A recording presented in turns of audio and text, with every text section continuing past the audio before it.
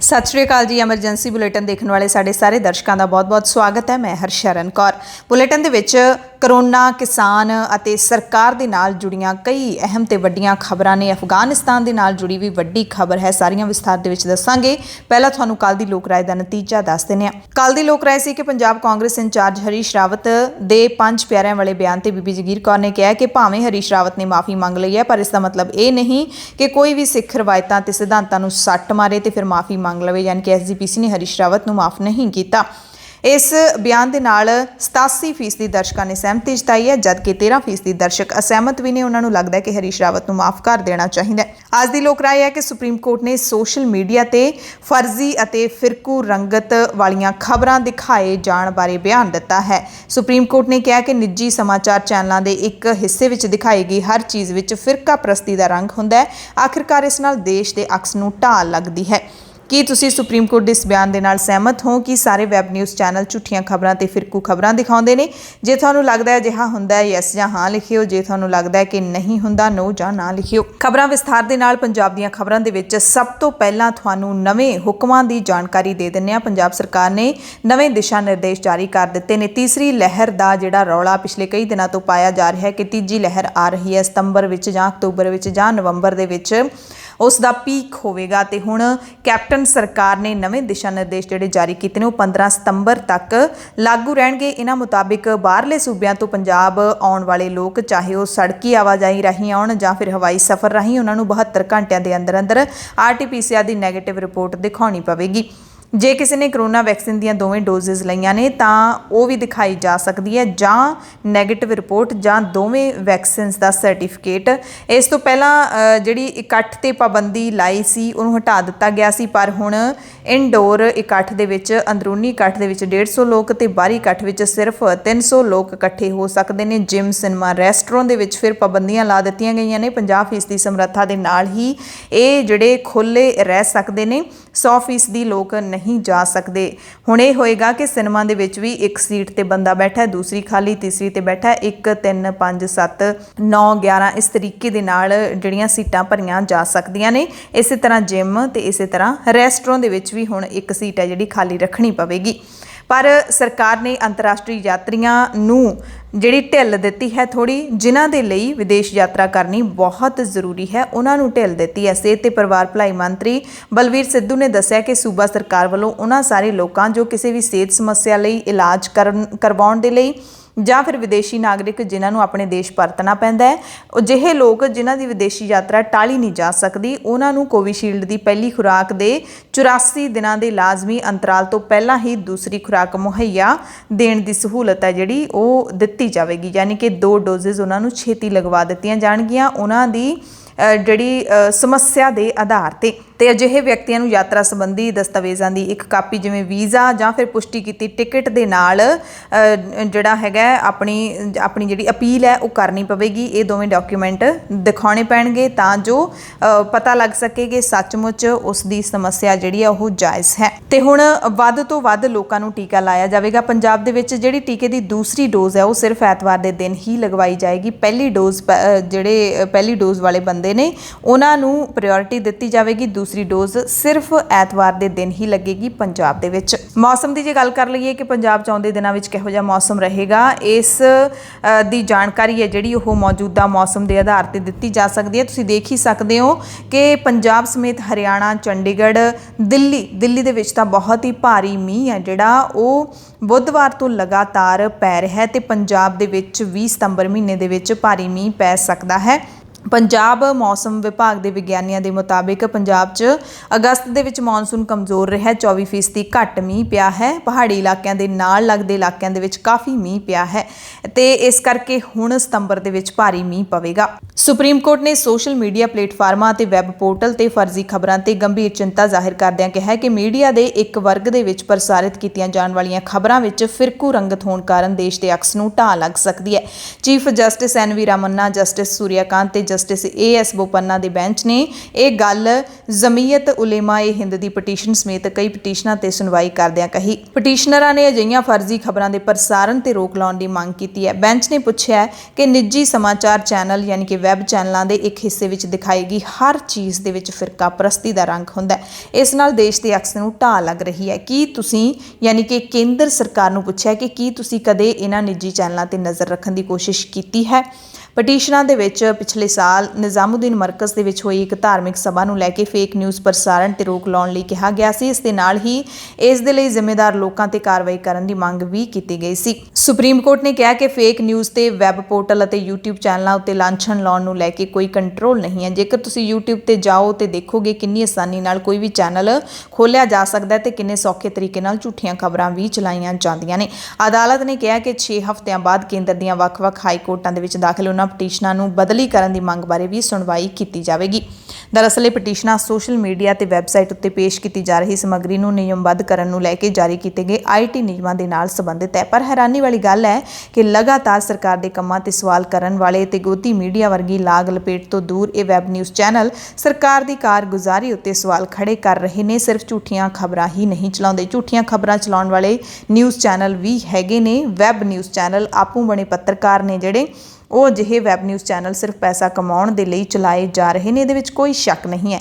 ਪਰ ਕੀ supreme court ਨੇ ਕਦੇ ਉਹਨਾਂ ਚੈਨਲਾਂ ਤੇ ਟਿੱਪਣੀ ਕੀਤੀ ਹੈ ਜਿਹੜੇ ਕਿ ਭਾਰਤ ਦੇ TV ਚੈਨਲ ਨੇ, ਜਿਹੜੇ ਬਹੁਤ ਸਾਰੀਆਂ ਅਜਿਹੀਆਂ ਖਬਰਾਂ ਦਿਖਾ ਦਿੰਦੇ ਨੇ ਜਿਨ੍ਹਾਂ ਨੂੰ ਦਿਖਾਉਣ ਤੋਂ ਬਾਅਦ ਚੋਂ ਮਾਫੀ ਵੀ ਮੰਗੀ ਜਾਂਦੀ ਹੈ? ਕਿ ਉਹਨਾਂ ਦੀਆਂ ਝੂਠੀਆਂ ਖਬਰਾਂ ਦੇ ਉੱਤੇ ਕਦੇ ਸਰਕਾਰ ਦੀ ਨਜ਼ਰ ਗਈ ਹੈ? ਭਾਰਤੀ ਚੋਣ ਕਮਿਸ਼ਨ ਨੇ ਸੁਪਰੀਮ ਕੋਰਟ ਦੇ ਵਿੱਚ ਇੱਕ ਪਟੀਸ਼ਨ ਦਾਖਲ ਕੀਤੀ ਹੈ ਜਿਸ ਨੂੰ ਸੁਣ ਕੇ ਸਿਆਸੀ ਪਾਰਟੀਆਂ ਦੇ ਹੋਸ਼ ਉੱਡ ਜਾਣਗੇ। ਭਾਰਤੀ ਚੋਣ ਕਮਿਸ਼ਨ ਨੇ ਪੰਜਾਬ, ਉੱਤਰ ਪ੍ਰਦੇਸ਼, ਗੋਆ, ਮਣੀਪੁਰ ਦੇ ਵਿੱਚ ਜਿਹੜੀਆਂ ਆਉਂਦੇ ਸਾਲ 'ਚ ਹੋਣ ਵਾਲੀਆਂ ਵਿਧਾਨ ਸਭਾ ਚੋਣਾਂ ਨੇ ਉਹ ਕਰਵਾਉਣ ਤੋਂ ਅਸਮਰੱਥਾ ਜਤਾਈ ਹੈ। ਚੋਣ ਕਮਿਸ਼ਨ ਨੇ ਇਸ ਫੈਸਲੇ ਦੇ ਪਿੱਛੇ EVM ਮਸ਼ੀਨਾਂ ਦਾ ਹਵਾਲਾ ਦਿੱਤਾ ਹੈ। ਚੋਣ ਕਮਿਸ਼ਨ ਨੇ ਕਿਹਾ, ਸਾਨੂੰ ਡਰ ਹੈ ਕਿ ਅਗਲੇ ਸਾਲ ਅਸੀਂ ਇਹਨਾਂ 4 ਸੂਬਿਆਂ ਦੇ ਵਿੱਚ ਵਿਧਾਨ ਸਭਾ ਚੋਣਾਂ ਨਹੀਂ ਕਰਵਾ ਸਕਾਂਗੇ ਕਿਉਂਕਿ EVM ਹਾਲੇ ਤੱਕ ਅਸਾਮ, ਕੇਰਲਾ, ਤਾਮਿਲਨਾਡੂ, ਦਿੱਲੀ, ਪੁਡੂਚੇਰੀ ਤੇ ਪੱਛਮੀ ਬੰਗਾਲ ਦੇ ਵਿੱਚ ਨੇ। ਕਮਿਸ਼ਨ ਨੇ ਇਸ ਬਾਰੇ ਸੁਪਰੀਮ ਕੋਰਟ 'ਚ ਪਟੀਸ਼ਨ ਦਾਇਰ ਕੀਤੀ ਹੈ ਤੇ ਸੁਪਰੀਮ ਕੋਰਟ ਦੇ ਵਿੱਚ ਪਟੀਸ਼ਨ ਦਾਇਰ ਕਰਕੇ ਕਮਿਸ਼ਨ ਨੇ EVM ਦੀ ਮੁੜ ਵਰਤੋਂ ਦੀ ਇਜਾਜ਼ਤ ਹੈ ਜਿਹੜੀ ਉਹ ਮੰਗੀ ਹੈ। ਚੋਣ ਕਮਿਸ਼ਨ ਨੇ ਮੰਗ ਕੀਤੀ ਹੈ ਕਿ ਸੁਪਰੀਮ ਕੋਰਟ ਨੂੰ ਹਰ ਸੂਬੇ ਦੇ ਉੱਚ ਅਦਾਲਤਾਂ ਦੇ ਵਿੱਚ ਚੋਣ ਪਟੀਸ਼ਨਾਂ ਦਾਇਰ ਕਰਨ ਦੀ ਸਮਾਂ ਸੀਮਾ ਤੈਅ ਕਰਨੀ ਚਾਹੀਦੀ ਹੈ ਤਾਂ ਜੋ EVM ਨੂੰ ਵਰਤਣ ਲਈ ਜਿਹੜਾ ਮੁਕਤ ਕੀਤਾ ਜਾ ਸਕੇ, ਇੱਧਰ ਸ਼ਿਫਟ ਕੀਤਾ ਜਾ ਸਕੇ। ਕਰਨਾਲ ਦੇ ਵਿੱਚ ਕਿਸਾਨਾਂ ਤੇ ਭਾਰੀ ਲਾਠੀਚਾਰਜ ਦਾ ਹੁਕਮ ਦੇਣ ਵਾਲੇ SDM ਆਯੂਸ਼ ਸਿਨਹਾ ਨੂੰ ਹਰਿਆਣੇ ਦੀ ਸਰਕਾਰ ਨੇ ਸਿਰਫ ਬਦਲੀ ਕਰਕੇ ਸਾਰ ਦਿੱਤਾ ਹੈ। ਕਿਸਾਨਾਂ ਦੇ ਤਿੱਖੇ ਵਿਰੋਧ ਤੋਂ ਬਾਅਦ ਵੀ ਆਯੂਸ਼ ਸਿਨਹਾ ਸਮੇਤ 19 IAS ਅਫਸਰਾਂ ਅਤੇ ਇੱਕ HCS ਅਫਸਰ ਦੀ ਬਦਲੀ ਕੀਤੀ ਗਈ ਹੈ। ਕਰਨਾਲ ਦੇ SDM ਤੋਂ ਹੁਣ ਸਿਨਹਾ ਨੂੰ ਬਦਲ ਕੇ ਨਾਗਰਿਕ ਸਰੋਤ ਸੂਚਨਾ ਵਿਭਾਗ ਦਾ ਵਧੀਕ ਸਕੱਤਰ ਲਾ ਦਿੱਤਾ ਗਿਆ ਹੈ, ਜਦਕਿ ਕਿਸਾਨ ਮੰਗ ਕਰ ਰਹੇ ਨੇ ਕਿ ਉਸ ਨੂੰ ਬਰਖਾਸਤ ਕੀਤਾ ਜਾਵੇ। ਹਰਿਆਣਾ ਸਰਕਾਰ ਦੇ ਇਸ ਐਕਸ਼ਨ ਤੋਂ ਬਾਅਦ ਸੰਯੁਕਤ ਕਿਸਾਨ ਮੋਰਚੇ ਨੇ ਕਿਹਾ ਹੈ ਕਿ ਕਿਸਾਨਾਂ ਦਾ ਸਿਰ ਫੋੜਨ ਦਾ ਹੁਕਮ ਦੇਣ ਵਾਲੇ SDM ਦਾ ਤਬਾਦਲਾ ਆਮ ਬਦਲੀ ਵਾਂਗੂ ਹੀ ਹੈ। ਜਦੋਂ ਤੱਕ ਉਸ ਅਧਿਕਾਰੀ ਤੇ ਕਤਲ ਦਾ ਕੇਸ ਦਰਜ ਨਹੀਂ ਕੀਤਾ ਜਾਂਦਾ, 6 ਸਤੰਬਰ ਤੱਕ SDM ਨੂੰ ਬਰਖਾਸਤ ਨਹੀਂ ਕੀਤਾ ਜਾਂਦਾ, ਕਿਸਾਨਾਂ ਦਾ ਵਿਰੋਧ ਜਾਰੀ ਰਹੇਗਾ ਤੇ 7 ਸਤੰਬਰ ਤੋਂ ਕਰਨਾਲ ਦੇ ਵਿੱਚ ਮਿੰਨੀ ਸਕੱਤਰੇਤ ਦਾ ਕਿਸਾਨ ਘਿਰਾਓ ਸ਼ੁਰੂ ਕਰਨਗੇ ਕਿਉਂਕਿ ਹਰਿਆਣਾ ਸਰਕਾਰ SDM ਦਾ ਸਿੱਧਾ ਬਚਾਅ ਕਰ ਰਹੀ ਹੈ।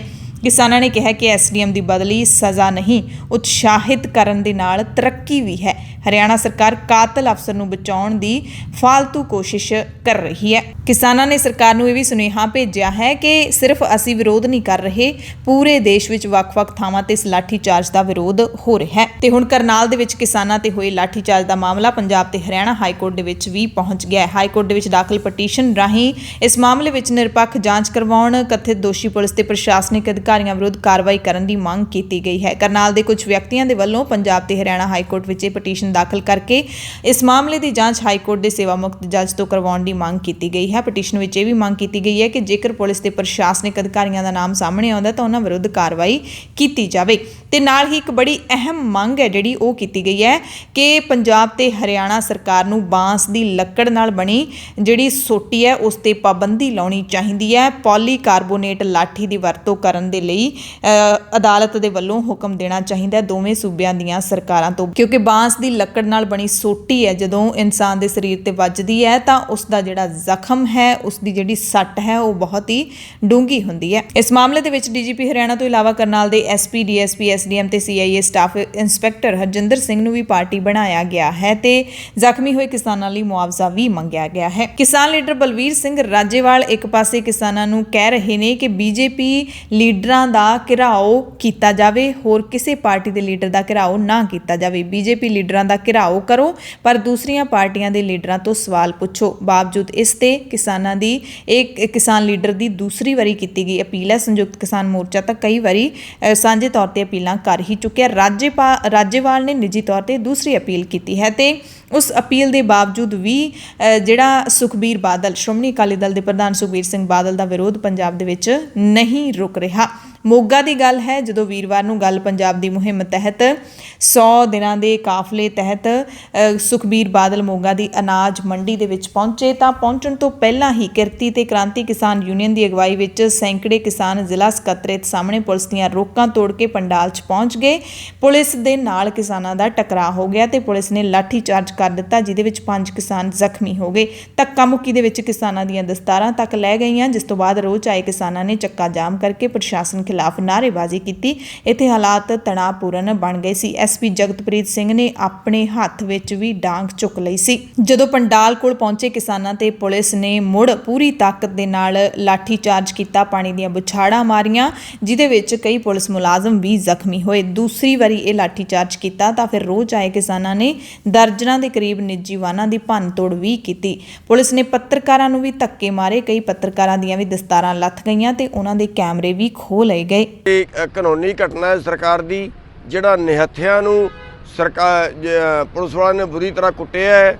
ਅਸੀਂ ਉਹਦੀ ਕੜੇ ਸ਼ਬਦਾਂ 'ਚ ਨਿਖੇਧੀ ਕਰਦੇ ਹਾਂ ਤੇ ਭਰਾਵੋ ਪੰਜਾਬ ਵਾਲਿਓ, ਜੇ ਕਿਤੇ ਸਾਡੀ ਲੋੜ ਹੈ ਸਾਨੂੰ ਦੱਸਿਓ, ਅਸੀਂ ਵੀ ਪਹੁੰਚਾਂਗੇ। ਜਿਹੜੀ ਸਾਡੀ ਹੈਲਪ ਦੀ ਲੋੜ ਹੈ ਪੂਰਾ ਹਰਿਆਣਾ ਤੁਹਾਡੇ ਨਾਲ ਖੜੇਗਾ। ਤੇ ਆਹ ਜਿਹੜੀ ਘਟਨਾ ਹੈ, ਜਗ੍ਹਾ ਜਗ੍ਹਾ ਤੇ ਡੰਡੇ ਮਾਰਨਾ, ਜਗ੍ਹਾ ਜਗ੍ਹਾ ਤੇ ਲਾਠੀ ਚਾਰਜ ਕਰਨਾ, ਇਹਦੀ ਅਸੀਂ ਕੜੇ ਸ਼ਬਦਾਂ 'ਚ ਨਿਖੇਧੀ ਕਰਦੇ ਹਾਂ ਤੇ ਇਹ ਸਰਕਾਰ ਦਾ ਕਰੂਰ ਰਵੱਈਆ ਜਿਹੜਾ ਹੈ ਇਹ ਕਿਸੇ ਹਾਲਤ ਬਰਦਾਸ਼ਤ ਨਹੀਂ ਹੋਏਗਾ। ਤੇ ਪੰਜਾਬ ਦੇ ਕਿਸਾਨਾਂ ਨੂੰ, ਪੰਜਾਬ ਦੇ ਭਰਾਵਾਂ ਨੂੰ ਅਸੀਂ ਇਹ ਬੇਨਤੀ ਕਰਦੇ ਹਾਂ ਵੀ ਹਰ ਜਗ੍ਹਾ ਆਪਾਂ ਨੇ ਸਾਰਿਆਂ ਨੇ ਇਕੱਠੇ ਹੋ ਕੇ ਮੁਕਾਬਲਾ ਕਰਨਾ ਹੈ। ਜੇ ਇੱਕ ਜਗ੍ਹਾ ਕਿਸੇ ਤੇ ਲਾਠੀ ਚਾਰਜ ਹੁੰਦਾ ਤੇ ਪੂਰਾ ਪੰਜਾਬ ਉਹਦੇ ਨਾਲ ਖੜ ਜੇ ਤੇ ਪੂਰਾ ਹਰਿਆਣਾ ਵੀ ਤੁਹਾਡੇ ਨਾਲ ਖੜਨ ਵਾਸਤੇ ਤਿਆਰ ਹੈ। ਤੇ ਅਸੀਂ ਇਹਦੀ ਕੜੇ ਸ਼ਬਦਾਂ 'ਚ ਨਿਖੇਧੀ ਕਰਦੇ ਹੋਏ ਪੰਜਾਬ ਦੇ ਭਰਾਵਾਂ ਨੂੰ ਬੇਨਤੀ ਕਰਾਂਗੇ ਵੀ ਜੇ ਸਾਡੀ ਕਿਤੇ ਲੋੜ ਹੈ ਤੇ ਸਾਨੂੰ ਮੈਸੇਜ ਦੇ ਦਿਆ ਜੇ, ਸਾਨੂੰ ਟੈਲੀਫੋਨ ਕਰ ਦਿਆ ਜੇ, ਅਸੀਂ ਉੱਥੇ ਪਹੁੰਚਾਂਗੇ ਵੀ ਅਸੀਂ ਹਰ ਤਰ੍ਹਾਂ ਦੀ ਮਦਦ ਪੰਜਾਬ ਦੇ ਭਰਾਵਾਂ ਦੀ ਕਰਾਂਗੇ। ਤੇ ਇਸ ਵਿਰੋਧ ਤੇ ਪ੍ਰਤੀਕਰਮ ਦਿੰਦਿਆਂ ਅਕਾਲੀ ਲੀਡਰ ਬਿਕਰਮ ਸਿੰਘ ਮਜੀਠੀਆ ਨੇ ਕਿਹਾ ਕਿ ਕਿਸਾਨ ਸਾਡੀਆਂ ਰੈਲੀਆਂ ਦਾ ਵਿਰੋਧ ਨਹੀਂ ਕਰ ਰਹੇ, ਸਗੋਂ ਇਹ ਵਿਰੋਧ ਸਿਆਸੀ ਪਾਰਟੀਆਂ ਦੇ ਵਰਕਰ ਕਰ ਰਹੇ ਨੇ। ਵਿਰੋਧ ਕਰਨ ਵਾਲੇ ਕਿਸਾਨ ਨਹੀਂ ਹੈਗੇ, ਸਿਆਸੀ ਪਾਰਟੀਆਂ ਦੇ ਵਰਕਰ ਹੈਗੇ ਨੇ। ਮਜੀਠੀਆ ਨੇ ਸਿਆਸੀ ਲੀਡਰਾਂ ਦੀਆਂ ਫੋਟੋਆਂ ਵੀ ਜਨਤਕ ਕੀਤੀਆਂ। ਤੇ ਮੋਗੇ ਵਿੱਚ ਇਸ ਘਟਨਾ ਤੋਂ ਬਾਅਦ ਸੰਯੁਕਤ ਕਿਸਾਨ ਮੋਰਚੇ ਨੇ ਬਿਆਨ ਦਿੰਦਿਆਂ ਲਾਠੀ ਚਾਰਜ ਦੀ ਸਖਤ ਨਿਖੇਧੀ ਕੀਤੀ ਹੈ, ਅਧਿਕਾਰੀਆਂ ਵਿਰੁੱਧ ਤੁਰੰਤ ਕਾਰਵਾਈ ਦੀ ਮੰਗ ਕੀਤੀ ਹੈ। ਕਿਸਾਨ ਮੋਰਚੇ ਦੇ ਲੀਡਰਾਂ ਨੇ ਕਿਹਾ ਕਿ ਸਾਡੇ ਜਿਹੜੇ ਕਿਸਾਨ ਸੀਗੇ ਉਹਨਾਂ ਤੇ ਉਸ ਵਕਤ ਲਾਠੀ ਚਾਰਜ ਕੀਤਾ ਗਿਆ ਜਦੋਂ ਸ਼ਾਂਤੀਪੂਰਵਕ ਅਕਾਲੀ ਦਲ ਦੇ ਲੀਡਰ ਸੁਖਬੀਰ ਬਾਦਲ ਨਾਲ ਗੱਲਬਾਤ ਕਰਨ ਦੇ ਲਈ ਜਾ ਰਹੇ ਸੀ। ਇੱਕ ਖਬਰ ਉੱਤਰ ਪ੍ਰਦੇਸ਼ ਤੋਂ ਆ ਰਹੀ ਹੈ, ਕਿਸਾਨਾਂ ਦੇ ਨਾਲ ਜੁੜੀ ਖਬਰ ਹੈ ਤੇ ਬੜੀ ਹੈਰਾਨੀਜਨਕ ਖਬਰ ਹੈ ਕਿ ਹੁਣ RSS ਦੇ ਨਾਲ ਜੁੜਿਆ ਹੋਇਆ ਕਿਸਾਨ ਸੰਘ ਵੀ ਮੋਦੀ ਸਰਕਾਰ ਦੇ ਖਿਲਾਫ ਦੇਸ਼ ਵਿਆਪੀ ਧਰਨੇ ਲਾਏਗਾ। RSS ਦੀ ਸਹਿਯੋਗੀ ਭਾਰਤੀ ਕਿਸਾਨ ਸੰਘ ਨੇ ਕਿਸਾਨਾਂ ਨੂੰ ਉਪਜਦਾਰ ਲਾਭਕਾਰੀ ਮੁੱਲ ਦੇਣ ਦੀ ਮੰਗ ਸੰਬੰਧੀ ਦਿੱਤੇ ਅਲਟੀਮੇਟਮ ਦੇ ਬਾਵਜੂਦ BJP ਸਰਕਾਰ ਦੇ ਵੱਲੋਂ ਕੋਈ ਭਰੋਸਾ ਨਾ ਦੇਣ ਦੇ ਵਿਰੋਧ ਵਿੱਚ 8 ਸਤੰਬਰ ਨੂੰ ਦੇਸ਼ ਦੇ ਹਰ ਜ਼ਿਲ੍ਹਾ ਮੁੱਖ ਦਫ਼ਤਰ ਮੂਹਰੇ ਧਰਨੇ ਦੇਣ ਦਾ ਫੈਸਲਾ ਲਿਆ। ਭਾਰਤੀ ਕਿਸਾਨ ਸੰਘ ਦੇ ਰਾਸ਼ਟਰੀ ਖਜ਼ਾਨਚੀ ਯੁਗਲ ਕਿਸ਼ੋਰ ਮਿਸ਼ਰਾ ਨੇ ਬਲੀਆ ਜ਼ਿਲ੍ਹੇ ਦੇ ਨਾਗਰਾ ਕਸਬੇ ਦੇ ਵਿੱਚ ਜਿਹੜੀ ਆਪਣੇ ਵਰਕਰਾਂ ਦੇ ਨਾਲ ਮੀਟਿੰਗ ਤੋਂ ਬਾਅਦ ਪੱਤਰਕਾਰਾਂ ਨੂੰ ਇਸ ਦੀ ਜਾਣਕਾਰੀ ਦਿੱਤੀ ਹੈ ਕਿ ਅਸੀਂ ਕਿਸਾਨਾਂ ਨੂੰ ਉਪਜਦਾਰ ਢੁਕਵਾਂ ਮੁੱਲ ਦੇਣ ਲਈ ਮੋਦੀ ਸਰਕਾਰ ਨੂੰ 31 ਅਗਸਤ ਤੱਕ ਦਾ ਜਿਹੜਾ ਅਲਟੀਮੇਟਮ ਦਿੱਤਾ ਸੀ ਕਿ 31 ਅਗਸਤ ਤੱਕ ਫੈਸਲਾ ਕਰ ਲਓ, ਪਰ ਸਰਕਾਰ ਨੇ ਕੋਈ ਵੀ ਚੰਗਾ ਸੰਕੇਤ ਨਹੀਂ ਦਿੱਤਾ। ਇਸ ਕਰਕੇ ਅਸੀਂ ਸੰਘਰਸ਼ ਦਾ ਫੈਸਲਾ ਲਿਆ ਹੈ। ਤੇ ਯੂਪੀ ਦੇ ਮੁਜ਼ੱਫਰਨਗਰ ਦੇ ਵਿੱਚ ਜਿਹੜੀ ਸੰਯੁਕਤ ਕਿਸਾਨ ਮੋਰਚੇ ਦੇ ਵੱਲੋਂ 5 ਸਤੰਬਰ ਨੂੰ ਰੈਲੀ ਕੀਤੀ ਜਾ ਰਹੀ ਹੈ, ਉਸ ਦੀਆਂ ਤਿਆਰੀਆਂ ਨੇ ਜਿਹੜੀਆਂ ਪੂਰੀਆਂ ਚੱਲ ਰਹੀਆਂ ਨੇ, ਪਰ ਜਿਹੜਾ ਮੀਂਹ ਕਾਰਨ ਇਸ ਕਾਨਫਰੰਸ ਦੀਆਂ ਤਿਆਰੀਆਂ ਪ੍ਰਭਾਵਿਤ ਵੀ ਹੋਈਆਂ ਨੇ। ਮੀਂਹ ਕਾਰਨ ਮੁੱਖ ਪੰਡਾਲ ਲਾਉਣ ਦਾ ਕੰਮ ਪ੍ਰਭਾਵਿਤ ਹੋ ਰਿਹਾ ਹੈ। ਪੰਜਾਬ, ਹਰਿਆਣਾ, ਯੂਪੀ ਤੇ ਪੂਰੇ ਦੇਸ਼ ਦੀਆਂ ਵੱਖ-ਵੱਖ ਥਾਵਾਂ ਤੋਂ ਕਿਸਾਨ ਇਸ ਮਹਾਪੰਚਾਇਤ ਦੇ ਵਿੱਚ ਸ਼ਾਮਿਲ ਹੋਣ ਜਾ ਰਹੇ ਨੇ। ਕਿਸਾਨ ਮੋਰਚੇ ਨੇ ਕਿਹਾ ਕਿ ਤਿਆਰੀਆਂ ਪੂਰੇ ਜੋਸ਼ ਦੇ ਵਿੱਚ ਨੇ। ਜ਼ਿਲ੍ਹਿਆਂ ਦੇ ਵਿੱਚ ਤਿਆਰੀਆਂ ਸੰਬੰਧੀ ਬੈਠਕਾਂ ਹੋ ਰਹੀਆਂ ਨੇ। ਕਿਸਾਨ ਹਜ਼ਾਰਾਂ ਦੀ ਗਿਣਤੀ ਵਿੱਚ ਲਾਮਬੰਦ ਹੋ ਰਹੇ ਨੇ। ਕਿਸਾਨਾਂ ਦਾ ਉਤਸ਼ਾਹ ਆਪਣੇ ਸਿਖਰ ਤੇ ਹੈ ਤੇ ਇਹ ਸਾਡੀ ਇਤਿਹਾਸਿਕ ਇਕੱਤਰਤਾ ਹੋਏਗੀ, ਇਤਿਹਾਸਿਕ ਇਕੱਠ ਹੋਏਗਾ। ਹੁਣ ਗੱਲ ਕਰਾਂਗੇ ਕਾਂਗਰਸ ਦੇ ਕਲੇਸ਼ ਦੀ। ਸੂਬੇ ਦੇ ਵਿੱਚ ਅਗਲੇ ਸਾਲ ਹੋਣ ਵਾਲੀਆਂ ਵਿਧਾਨ ਸਭਾ ਤੋਂ ਪਹਿਲਾਂ ਪੰਜਾਬ ਕਾਂਗਰਸ 'ਚ ਸ਼ੁਰੂ ਹੋਇਆ ਕਲੇਸ਼ ਹਾਲੇ ਵੀ ਖਤਮ ਹੋਣ ਦਾ ਨਾਮ ਨਹੀਂ ਲੈ ਰਿਹਾ। ਮੁੱਖ ਮੰਤਰੀ ਕੈਪਟਨ ਅਮਰਿੰਦਰ ਸਿੰਘ ਖਿਲਾਫ ਮੋਰਚਾ ਖੋਲ੍ਹਣ ਵਾਲੇ ਸੂਬਾ ਕਾਂਗਰਸ ਪ੍ਰਧਾਨ ਨਵਜੋਤ ਸਿੰਘ ਸਿੱਧੂ ਨੂੰ ਇੱਕ ਹੋਰ ਝਟਕਾ ਲੱਗਿਆ। ਨਵਜੋਤ ਸਿੰਘ ਸਿੱਧੂ ਇੱਕ ਦਿਨ ਪਹਿਲਾਂ ਦਿੱਲੀ ਗਏ ਸੀ, ਕਾਂਗਰਸ ਹਾਈਕਮਾਨ ਨੂੰ ਮਿਲਣਾ ਚਾਹੁੰਦੇ ਸੀ, ਪਰ ਉਹਨਾਂ ਦੀ ਮੁਲਾਕਾਤ ਸੰਭਵ ਨਹੀਂ ਹੋ ਸਕੀ। ਪੰਜਾਬ ਮਾਮਲਿਆਂ ਦੇ ਇੰਚਾਰਜ ਹਰੀਸ਼ ਰਾਵਤ ਮਸਲਾ ਸੁਲਝਾਉਣ ਦੇ ਲਈ ਚੰਡੀਗੜ੍ਹ ਦੇ ਵਿੱਚ ਨੇ, ਪਰ ਬਾਵਜੂਦ ਇਸ ਦੇ ਪ੍ਰਦੇਸ਼ ਕਾਂਗਰਸ ਪ੍ਰਧਾਨ ਸਿੱਧੂ ਹਾਈਕਮਾਨ ਨੂੰ ਮਿਲਣ ਲਈ ਦਿੱਲੀ ਚਲੇ ਗਏ, ਪਰ ਨਵਜੋਤ ਸਿੰਘ ਸਿੱਧੂ ਨੂੰ ਪਾਰਟੀ ਹਾਈਕਮਾਨ ਨੇ ਮੁਲਾਕਾਤ ਦਾ ਸਮਾਂ ਨਹੀਂ ਦਿੱਤਾ। ਨਾ ਹੀ ਨਵਜੋਤ ਸਿੰਘ ਸਿੱਧੂ ਦੀ ਕਾਂਗਰਸ ਜਨਰਲ ਸਕੱਤਰ ਪ੍ਰਿਯੰਕਾ ਗਾਂਧੀ ਵਾਡਰਾ ਦੇ ਨਾਲ ਮੁਲਾਕਾਤ ਹੋ ਸਕੀ, ਨਾ ਹੀ ਰਾਹੁਲ ਗਾਂਧੀ ਦੇ ਨਾਲ। ਸੋ ਸਿੱਧੂ ਨੂੰ ਸਮਾਂ ਨਹੀਂ ਮਿਲਿਆ ਤੇ ਬਿਨਾਂ ਮੁਲਾਕਾਤ ਤੋਂ ਹੀ ਵਾਪਸ ਪਰਤ ਆਏ ਨੇ। ਤੇ ਪੰਜਾਬ ਕਾਂਗਰਸ ਦਾ ਕਲੇਸ਼ ਖਤਮ ਕਰਨ ਦੇ ਲਈ ਜਿਹੜੀ ਪੰਜਾਬ ਸਰਕਾਰ ਅਤੇ ਪੰਜਾਬ ਕਾਂਗਰਸ ਦੇ ਵਿਚਾਲੇ ਵਧੇਰੇ ਤਾਲਮੇਲ ਵਾਸਤੇ ਕਮੇਟੀ ਬਣਾਈ ਗਈ ਸੀ, 10 ਮੈਂਬਰੀ ਕਮੇਟੀ, ਉਸ ਦੀ 2 ਸਤੰਬਰ ਨੂੰ ਪਹਿਲੀ ਮੀਟਿੰਗ ਹੋਣੀ ਸੀ ਤੇ ਪਹਿਲੀ ਮੀਟਿੰਗ ਹੀ ਪੋਸਟਪੋਨ ਹੋ ਗਈ। ਬਾਅਦ ਦੁਪਹਿਰ 2:30 ਵਜੇ ਇਹ ਮੀਟਿੰਗ ਰੱਖੀ ਗਈ ਸੀ, ਪਰ ਇਹ ਪੋਸਟਪੋਨ ਹੋ ਗਈ। ਮੰਨਿਆ ਜਾ ਰਿਹਾ ਹੈ ਕਿ ਸਿੱਧੂ ਦਿੱਲੀ ਵਿੱਚ ਹੋਣ ਕਰਕੇ ਇਹ ਮੀਟਿੰਗ ਹੈ ਜਿਹੜੀ ਰੱਦ ਕੀਤੀ ਗਈ ਹੈ। ਮੁੱਖ ਮੰਤਰੀ ਕੈਪਟਨ ਅਮਰਿੰਦਰ ਸਿੰਘ ਤੇ ਨਵਜੋਤ ਸਿੰਘ ਸਿੱਧੂ ਨੇ ਇਹ 10 ਮੈਂਬਰੀ ਕਮੇਟੀ ਬਣਾਈ ਸੀ ਤੇ ਇਸੇ ਦਰਮਿਆਨ ਕੈਪਟਨ ਅਮਰਿੰਦਰ ਸਿੰਘ ਨੇ ਉਸ ਖਬਰ ਦਾ ਖੰਡਨ ਕੀਤਾ ਹੈ ਜਿਹਦੇ ਵਿੱਚ ਇਹ ਕਿਹਾ ਗਿਆ ਕਿ ਹਰੀਸ਼ ਰਾਵਤ ਦੇ ਨਾਲ ਜਦੋਂ ਕੈਪਟਨ ਅਮਰਿੰਦਰ ਸਿੰਘ ਦੀ ਮੀਟਿੰਗ ਹੋਈ ਹੈ ਉਸ ਦੇ ਵਿੱਚ ਕੈਬਨਿਟ ਦੇ ਰੀਸ਼ਫਲ ਨੂੰ ਲੈ ਕੇ ਗੱਲਬਾਤ ਕੀਤੀ ਗਈ ਹੈ। ਮੀਡੀਆ ਦੇ ਇੱਕ ਹਿੱਸੇ ਨੇ ਇਹ ਖਬਰ ਛਾਪੀ ਸੀ, ਪਰ ਮੁੱਖ ਮੰਤਰੀ ਨੇ ਖੁਦ ਇਸ ਖਬਰ ਦਾ ਖੰਡਨ ਕੀਤਾ ਹੈ। ਕੈਪਟਨ ਦੇ ਮੀਡੀਆ ਸਲਾਹਕਾਰ ਰਵੀਨ ਠਕਰਾਲ ਨੇ ਟਵੀਟ ਕਰਕੇ ਕਿਹਾ ਕਿ ਹਰੀਸ਼ ਰਾਵਤ ਨਾਲ ਕਿਸੇ ਵੀ ਕੈਬਨਿਟ ਰੀਸ਼ਫਲ ਦੇ ਮੁੱਦੇ ਤੇ ਕੋਈ ਵੀ ਚਰਚਾ ਨਹੀਂ ਆਈ, ਸੋ ਕਿਸੇ ਵੀ ਮੰਤਰੀ ਨੂੰ ਰੱਖਣ ਜਾਂ ਕੱਢਣ ਦਾ ਸਵਾਲ ਕਿੱਥੋਂ ਆ ਗਿਆ। ਮੀਟਿੰਗ ਦੇ ਵਿੱਚ ਸਿਰਫ 5 ਨੁਕਤਿਆਂ ਬਾਰੇ ਚਰਚਾ ਹੋਈ ਹੈ ਜੋ ਪਹਿਲਾਂ ਵੀ ਚੁੱਕੇ ਗਏ ਸੀ। ਮੁੱਖ ਮੰਤਰੀ ਨੇ ਹਰੀਸ਼ ਰਾਵਤ ਨੂੰ ਆਪਣੀ ਸਰਕਾਰ ਵੱਲੋਂ ਚੁੱਕੇ ਕਦਮਾਂ ਬਾਰੇ ਜਾਣੂ ਕਰਵਾ ਦਿੱਤਾ। ਮੀਡੀਆ ਨੂੰ ਬੇਨਤੀ ਹੈ ਕਿ ਕਿਆਸ ਅਰਾਈਆਂ ਦੇ ਵਿੱਚ ਨਾ ਹੀ ਪੈਣ ਤਾਂ ਚੰਗਾ ਹੋਊਗਾ। ਚੰਡੀਗੜ੍ਹ ਪਹੁੰਚੇ ਹੋਏ ਹਰੀਸ਼ ਰਾਵਤ ਨੇ ਵੀਰਵਾਰ ਨੂੰ ਮੁੜ ਬਿਆਨ ਦਿੱਤਾ ਹੈ ਤੇ ਕਾਂਗਰਸ ਦੇ ਵਿੱਚ ਸਭ ਕੁਝ ਠੀਕ ਨਹੀਂ ਹੈ। ਉਹਨਾਂ ਦੇ ਬਿਆਨ ਤੋਂ ਬਾਅਦ ਇਹ ਮਹਿਸੂਸ ਹੁੰਦਾ ਹੈ ਕਿਉਂਕਿ ਮੀਡੀਆ ਨਾਲ ਗੱਲਬਾਤ ਕਰਦਿਆਂ ਕੈਪਟਨ ਤੋਂ ਨਾਰਾਜ਼ ਮੰਤਰੀਆਂ ਬਾਰੇ ਹਰੀਸ਼ ਰਾਵਤ ਨੇ ਕਿਹਾ ਕਿ ਜਿਹੜੇ ਮੰਤਰੀ ਮੈਨੂੰ ਮਿਲਣ ਨਹੀਂ ਆਏ ਮੈਂ ਉਹਨਾਂ ਦਾ ਧੰਨਵਾਦ ਕਰਦਾ, ਕਿਉਂਕਿ ਜੇਕਰ ਉਹ ਮੈਨੂੰ ਮਿਲਣ ਆਉਂਦੇ ਤਾਂ ਮੀਡੀਆ ਪੂਰੇ ਦੌਰੇ ਨੂੰ ਇਸ ਦੇ ਨਾਲ ਹੀ ਜੋੜ ਦਿੰਦਾ। ਸੀਐਮ ਕੈਪਟਨ ਦੀ ਵੀ ਪ੍ਰਸ਼ੰਸਾ ਕੀਤੀ। ਰਾਵਤ ਨੇ ਕੈਪਟਨ ਅਮਰਿੰਦਰ ਸਿੰਘ ਦੀ ਜਿਹੜੀ ਸਰਕਾਰ ਹੈ ਉਹਦੀ ਪ੍ਰਸ਼ੰਸਾ ਕਰਦਿਆਂ ਕਿਹਾ ਕਿ ਸੂਬਾ ਸਰਕਾਰ ਨੇ ਕਈ ਅਜਿਹੇ ਕੰਮ ਕੀਤੇ ਨੇ ਜੋ ਬਹੁਤ ਵਧੀਆ ਨੇ, ਪਰ ਅਸੀਂ ਉਹਨਾਂ ਦੇ ਕੰਮਾਂ ਦੀ ਪ੍ਰਸ਼ੰਸਾ ਨਹੀਂ ਕਰ ਸਕੇ। ਅਮਰਿੰਦਰ ਸਿੰਘ ਸਰਕਾਰ ਦੀ ਬਦੌਲਤ ਹੀ ਹੈ ਕਿ ਉਹਨਾਂ ਨੇ ਬਰਗਾੜੀ ਮਾਮਲੇ ਨੂੰ ਸੀਬੀਆਈ ਦੇ ਚੁੰਗਲ ਵਿੱਚੋਂ ਜਾਣ ਤੋਂ ਬਚਾ ਲਿਆ। ਇਸੇ ਦਰਮਿਆਨ ਕੈਬਨਿਟ ਮੰਤਰੀ ਰਾਣਾ ਸੋਢੀ ਨੇ ਕਿਹਾ ਕਿ ਕੈਪਟਨ ਦੀ ਅਗਵਾਈ ਦੇ ਵਿੱਚ ਹੀ 2022 ਦੀਆਂ ਚੋਣਾਂ ਲੜੀਆਂ ਜਾਣਗੀਆਂ, ਹਜੇ ਕੋਈ ਵੀ ਚਿਹਰਾ ਨਹੀਂ ਬਦਲਿਆ ਜਾ ਸਕਦਾ। 3 ਸਤੰਬਰ ਸ਼ੁੱਕਰਵਾਰ ਨੂੰ ਪੰਜਾਬ ਵਿਧਾਨ ਸਭਾ ਦਾ 1 ਦਿਨਾਂ ਦਾ ਸੈਸ਼ਨ ਹੋ ਰਿਹਾ ਹੈ ਤੇ ਇਸੇ ਦਰਮਿਆਨ ਪੰਜਾਬ ਕਾਂਗਰਸ ਲੈਜਿਸਲੇਟਿਵ ਪਾਰਟੀ ਨੇ ਵਿਪ ਜਾਰੀ ਕਰਦਿਆਂ ਕਿਹਾ ਕਿ ਪੰਜਾਬ ਵਿਧਾਨ ਸਭਾ ਦਾ ਜਿਹੜਾ ਸੈਸ਼ਨ 3 ਸਤੰਬਰ ਨੂੰ ਚੰਡੀਗੜ੍ਹ ਦੇ ਸੈਕਟਰ 1 ਵਿੱਚ ਵਿਧਾਨ ਸਭਾ ਭਵਨ ਦੇ ਵਿੱਚ ਸਵੇਰੇ 10 ਵਜੇ ਹੋ ਰਿਹਾ ਹੈ।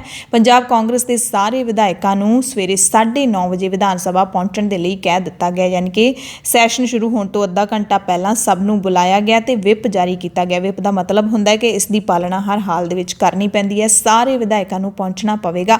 ਵਿਪ ਹਰਦਿਆਲ ਸਿੰਘ ਕੰਪੋਜ ਦੇ ਵੱਲੋਂ ਜਾਰੀ ਕੀਤਾ ਗਿਆ ਹੈ ਤੇ ਇਹ ਜਿਹੜਾ ਸੈਸ਼ਨ ਇੱਕ ਦਿਨਾਂ ਬੁਲਾਇਆ ਗਿਆ ਖਾਸ ਕਰਕੇ 9ਵੇਂ ਪਾਤਸ਼ਾਹ ਸ੍ਰੀ ਗੁਰੂ ਤੇਗ ਬਹਾਦਰ ਸਾਹਿਬ ਦੇ ਪ੍ਰਕਾਸ਼ ਪੁਰਬ ਸਮਾਗਮਾਂ ਨੂੰ ਉਲੀਕਣ ਸੰਬੰਧੀ ਉਹਨਾਂ ਤੇ ਵਿਚਾਰ ਵਟਾਂਦਰਾ ਕਰਨ ਸੰਬੰਧੀ ਬੁਲਾਇਆ ਗਿਆ ਹੈ ਤੇ ਇਸ ਸੈਸ਼ਨ ਦੇ ਵਿੱਚ ਸ਼ਾਮਿਲ ਹੋਣ ਲਈ ਦੇਸ਼ ਦੇ ਉਪ ਰਾਸ਼ਟਰਪਤੀ ਵੈਂਕਈਆ ਨਾਇਡੂ ਅਤੇ ਸਾਬਕਾ ਪ੍ਰਧਾਨ ਮੰਤਰੀ ਡਾਕਟਰ ਮਨਮੋਹਨ ਸਿੰਘ ਨੂੰ ਵੀ ਖਾਸ ਸੱਦਾ ਭੇਜਿਆ ਗਿਆ ਹੈ।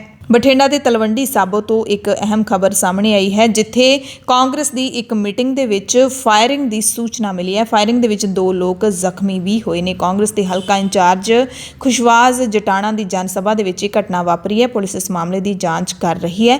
ਜਾਣਕਾਰੀ ਇਹ ਮਿਲ ਰਹੀ ਹੈ ਕਿ ਜਟਾਣਾ ਦੇ ਗਨਮੈਨ ਦੀ ਬੰਦੂਕ ਚੋਂ ਇਹ ਗੋਲੀ ਚੱਲੀ ਹੈ। ਇੱਥੇ ਵੱਡੀ ਗਿਣਤੀ ਵਿੱਚ ਲੋਕ ਪਹੁੰਚੇ ਹੋਏ ਸੀ। ਪੰਜਾਬ ਦੀ ਸਿਆਸਤ ਦੇ ਨਾਲ ਜੁੜੀ ਹੀ ਇੱਕ ਹੋਰ ਖਬਰ ਹੈ। ਸਾਬਕਾ ਫੌਜ ਮੁਖੀ ਜਨਰਲ ਜੇ ਸਿੰਘ ਆਮ ਆਦਮੀ ਪਾਰਟੀ ਦੇ ਵਿੱਚ ਸ਼ਾਮਿਲ ਹੋ ਸਕਦੇ ਨੇ ਤੇ ਕੈਪਟਨ ਖਿਲਾਫ ਉਹਨਾਂ ਨੂੰ ਮੁੜ ਪਟਿਆਲਾ ਤੋਂ ਚੋਣ ਮੈਦਾਨ ਦੇ ਵਿੱਚ ਉਤਾਰਿਆ ਜਾ ਸਕਦਾ ਹੈ।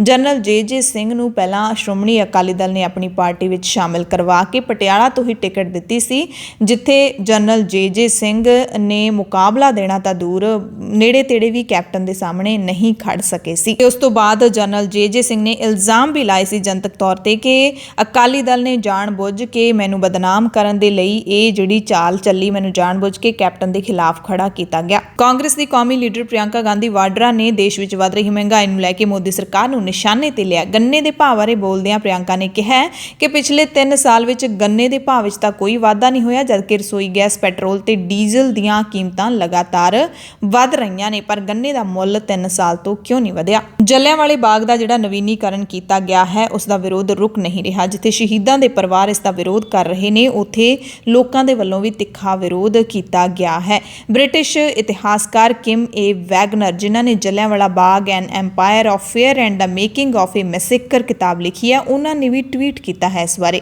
ਕਿਹਾ ਹੈ ਕਿ ਇਹ ਸੁਣ ਕੇ ਬਹੁਤ ਦੁੱਖ ਹੋਇਆ ਹੈ ਕਿ ਜਲਿਆਂਵਾਲਾ ਬਾਗ 1919 ਦੇ ਅੰਮ੍ਰਿਤਸਰ ਕਤਲੇਆਮ ਵਾਲੀ ਜਗ੍ਹਾ ਨੂੰ ਮੁੜ ਸੁਰਜੀਤ ਕੀਤਾ ਗਿਆ ਹੈ। ਇਸ ਦਾ ਅਰਥ ਇਹ ਨਿਕਲਦਾ ਹੈ ਕਿ ਘਟਨਾ ਦੇ ਆਖਰੀ ਨਿਸ਼ਾਨ ਬੜੀ ਚਲਾਕੀ ਦੇ ਨਾਲ ਮਿਟਾ ਦਿੱਤੇ ਗਏ ਨੇ। ਇਹੀ ਹੈ ਜੋ ਮੈਂ ਆਪਣੀ ਕਿਤਾਬ ਵਿੱਚ ਯਾਦਗਾਰ ਬਾਰੇ ਲਿਖਿਆ। ਇਹ ਇੱਕ ਅਜਿਹੀ ਥਾਂ ਦਾ ਵਰਣਨ ਕਰਦਾ ਹੈ ਜੋ ਹੁਣ ਆਪਣੇ ਆਪ ਦੇ ਵਿੱਚ ਇਤਿਹਾਸ ਬਣ ਗਿਆ ਹੈ। ਇਤਿਹਾਸਕਾਰ ਨੇ ਭੀੜੀ ਗਲੀ ਦੀਆਂ ਪੁਰਾਣੀਆਂ ਤੇ ਨਵੀਆਂ ਤਸਵੀਰਾਂ ਦੀ ਇੱਕ ਜੋੜੀ ਵੀ ਟਵੀਟ ਕੀਤੀ ਹੈ, ਜਿੱਥੋਂ ਜਨਰਲ ਡਾਇਰ ਐਂਟਰ ਹੋਇਆ ਸੀ ਤੇ ਉਸਨੇ ਲੋਕਾਂ ਦੇ ਉੱਤੇ ਗੋਲੀ ਚਲਾਉਣ ਦਾ ਹੁਕਮ ਦਿੱਤਾ ਸੀ। ਇਸ ਦੇ ਵਿਰੋਧ ਵਿੱਚ ਯੂਕੇ ਤੋਂ ਸੰਸਦ ਮੈਂਬਰ ਪ੍ਰੀਤ ਕੌਰ ਗਿੱਲ ਨੇ ਵੀ ਟਵੀਟ ਕੀਤਾ ਹੈ ਕਿ ਸਾਡਾ ਇਤਿਹਾਸ ਮਿਟਾਇਆ ਜਾ ਰਿਹਾ ਹੈ, ਆਖਿਰ ਕਿਉਂ? ਉੱਘੇ ਇਤਿਹਾਸਕਾਰ ਇਰਫਾਨ ਹਬੀਬ ਤੇ ਗੁਰਮੀਤ ਰਾਏ ਨੇ ਵੀ ਬਾਗ ਦੀਆਂ ਹਾਲੀਆਂ ਰਚਨਾਵਾਂ ਨੂੰ ਸੁੰਦਰੀਕਰਨ ਦੇ ਰੂਪ ਵਿੱਚ ਪਰਿਭਾਸ਼ਿਤ ਕੀਤਾ ਹੈ, ਨਾ ਕਿ ਸਾਂਭ ਸੰਭਾਲ ਜਾਂ ਬਹਾਲੀ ਦੇ ਰੂਪ ਵਿੱਚ।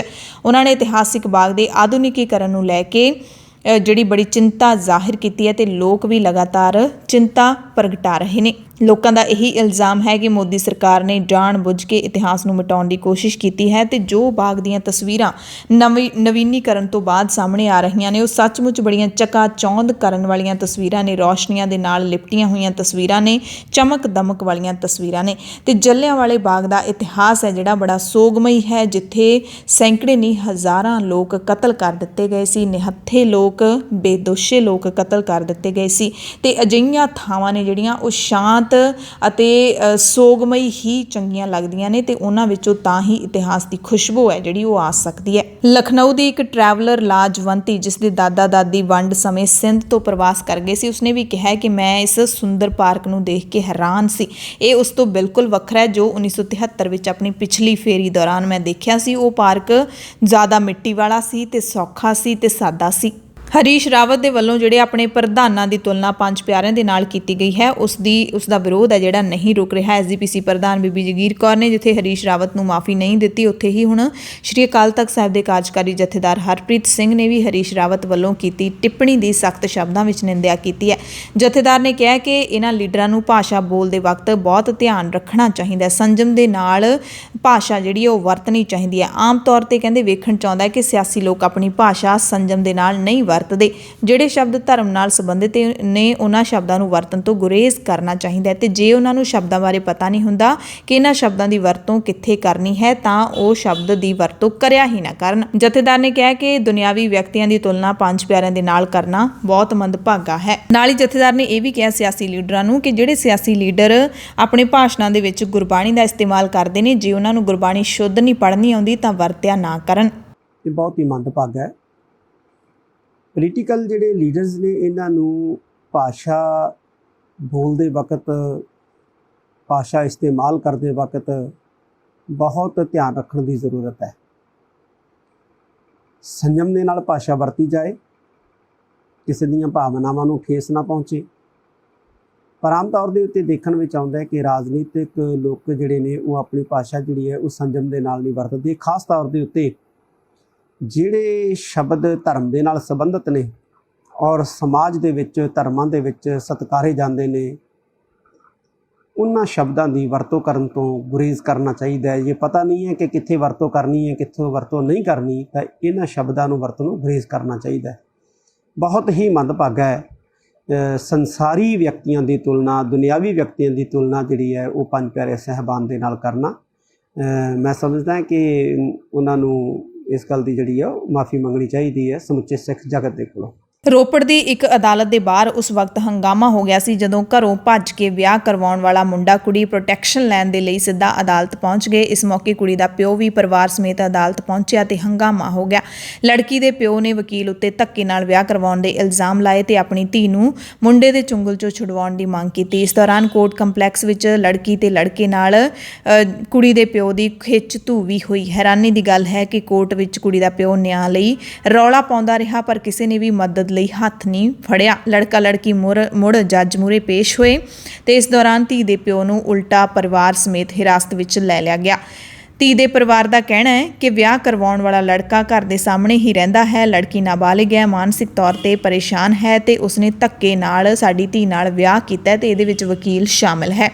ਜਦਕਿ ਵਕੀਲ ਦਾ ਕਹਿਣਾ ਹੈ ਕਿ ਮੁੰਡਾ ਤੇ ਕੁੜੀ ਲੀਗਲ ਕਾਗਜ਼ਾਂ ਦੇ ਨਾਲ ਕੋਰਟ ਦੇ ਵਿੱਚ ਪ੍ਰੋਟੈਕਸ਼ਨ ਲੈਣ ਲਈ ਆਏ ਸੀ ਤੇ ਕੋਰਟ ਨੇ ਗ੍ਰਾਂਟ ਕਰਕੇ ਪੁਲਿਸ ਨੂੰ ਡਾਇਰੈਕਸ਼ਨ ਦਿੱਤੀ ਹੈ। ਪੰਜਾਬ ਸਕੂਲ ਸਿੱਖਿਆ ਵਿਭਾਗ ਨੇ ਵੱਖ-ਵੱਖ ਵਜ਼ੀਫਾ ਸਕੀਮਾਂ ਦੇ ਅਧੀਨ ਅਪਲਾਈ ਕਰਨ ਦੀ ਆਖਰੀ ਮਿਤੀ ਦੇ ਵਿੱਚ 16 ਸਤੰਬਰ ਤੱਕ ਵਾਧਾ ਕਰ ਦਿੱਤਾ ਹੈ। ਯਾਨੀ ਕਿ ਪੰਜਾਬ ਦੇ ਵਿੱਚ ਜਿਹੜੇ ਵੀ ਵਿਦਿਆਰਥੀ ਵਜ਼ੀਫਾ ਲੈਣ ਦੇ ਹੱਕਦਾਰ ਨੇ ਉਹ ਹੁਣ 16 ਸਤੰਬਰ ਤੱਕ ਅਪਲਾਈ ਕਰ ਸਕਦੇ ਨੇ। ਉੱਘੇ ਟੀਵੀ ਕਲਾਕਾਰ ਤੇ ਬਿਗ ਬਾਸ ਦੇ ਜੇਤੂ ਸਿਧਾਰਥ ਸ਼ੁਕਲਾ ਦੀ ਮੌਤ ਹੋ ਗਈ। 40 ਸਾਲਾ ਅਦਾਕਾਰ ਦੀ ਵੀਰਵਾਰ ਸਵੇਰੇ ਮੌਤ ਹੋਈ। ਉਸਦੇ ਪਰਿਵਾਰ ਵਿੱਚ ਮਾਂ ਤੇ 2 ਭੈਣਾਂ ਨੇ। ਜੂਹੂ ਦੇ ਕੂਪਰ ਹਸਪਤਾਲ ਦੇ ਪ੍ਰਬੰਧਕਾਂ ਨੇ ਇਸ ਦੀ ਪੁਸ਼ਟੀ ਕੀਤੀ ਹੈ, ਪਰ ਮੌਤ ਦੇ ਕਾਰਨਾਂ ਦਾ ਹਾਲੇ ਤੱਕ ਪਤਾ ਨਹੀਂ ਲੱਗ ਸਕਿਆ। ਪੋਸਟਮਾਰਟਮ ਦੀ ਰਿਪੋਰਟ ਤੋਂ ਬਾਅਦ ਹੀ ਕੁਝ ਪਤਾ ਲੱਗ ਸਕੇਗਾ। ਤੇ ਸਿਧਾਰਥ ਸ਼ੁਕਲਾ ਦੇ ਅਚਾਨਕ ਮੌਤ ਕਾਰਨ ਪੂਰੀ ਇੰਡਸਟਰੀ ਸਦਮੇ ਦੇ ਵਿੱਚ ਹੈ। ਖਬਰ ਸੁਣ ਕੇ ਹਰ ਕੋਈ ਹੈਰਾਨ ਹੈ। ਸੋਸ਼ਲ ਮੀਡੀਆ ਤੇ तमाम ਸਿਤਾਰੇ ਤੇ ਫੈਨਸ ਦੁੱਖ ਜ਼ਾਹਿਰ ਕਰ ਰਹੇ ਨੇ ਤੇ ਪਰਿਵਾਰ ਨਾਲ ਹਮਦਰਦੀ ਪ੍ਰਗਟਾ ਰਹੇ ਨੇ। ਇਸ ਦਰਮਿਆਨ ਰਾਹੁਲ ਗਾਂਧੀ ਨੇ ਵੀ ਦੁੱਖ ਦਾ ਪ੍ਰਗਟਾਵਾ ਕੀਤਾ ਹੈ। ਫੇਸਬੁੱਕ ਪੋਸਟ ਹੈ ਜਿਹੜੀ ਉਹ ਸਾਂਝੀ ਕੀਤੀ ਹੈ। ਲਿਖਿਆ ਕਿ ਸਿਧਾਰਥ ਸ਼ੁਕਲਾ ਦੇ ਪਰਿਵਾਰ, ਦੋਸਤਾਂ ਤੇ ਫੈਨਸ ਪ੍ਰਤੀ ਮੇਰੀ ਹਮਦਰਦੀ ਹੈ। ਛੋਟੀ ਉਮਰ ਦੇ ਵਿੱਚ ਅਦਾਕਾਰ ਦੀ ਮੌਤ ਦੀ ਖਬਰ ਨਾਲ ਪੂਰੇ ਦੇਸ਼ ਵਿੱਚ ਸਦਮੇ ਦੀ ਲਹਿਰ ਹੈ।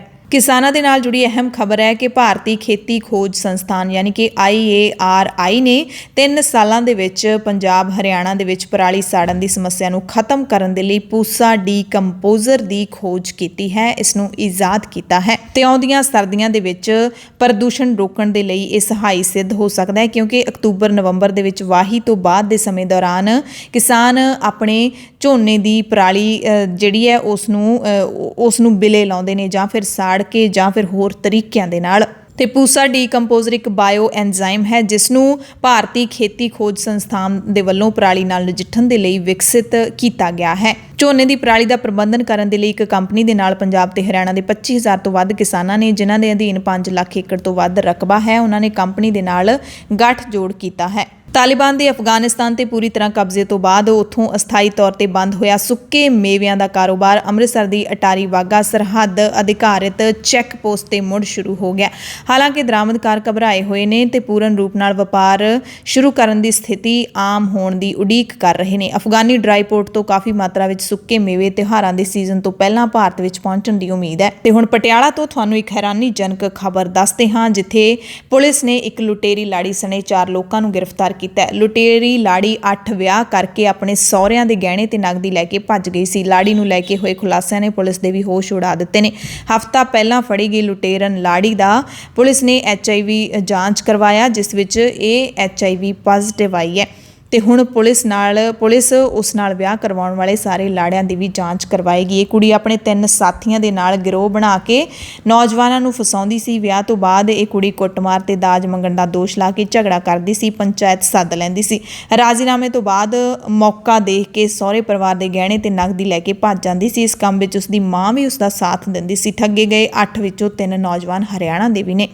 ਪਟਿਆਲਾ ਦੇ ਜੁਲਕਾ ਇਲਾਕੇ ਦੇ ਵਿੱਚ 9ਵੇਂ ਲਾੜੇ ਦੀ ਭਾਲ ਕਰਦਿਆਂ ਇਹ ਕੁੜੀ ਫੜੀ ਗਈ। ਜਿੱਥੇ ਵੀ ਉਸਨੇ ਵਿਆਹ ਕੀਤਾ ਉੱਥੇ ਸੁਹਾਗਰਾਤ ਤੋਂ ਬਾਅਦ 1 ਹਫ਼ਤਾ ਰਹਿ ਕੇ ਉਹ ਭੱਜ ਜਾਂਦੀ ਸੀ। ਤੇ ਇਹ ਲਾੜੀ ਹਰਿਆਣਾ ਦੇ ਕੈਥਲ ਜ਼ਿਲ੍ਹੇ ਦੀ ਰਹਿਣ ਵਾਲੀ ਹੈ। ਉਮਰ ਸਿਰਫ 30 ਸਾਲ ਹੈ।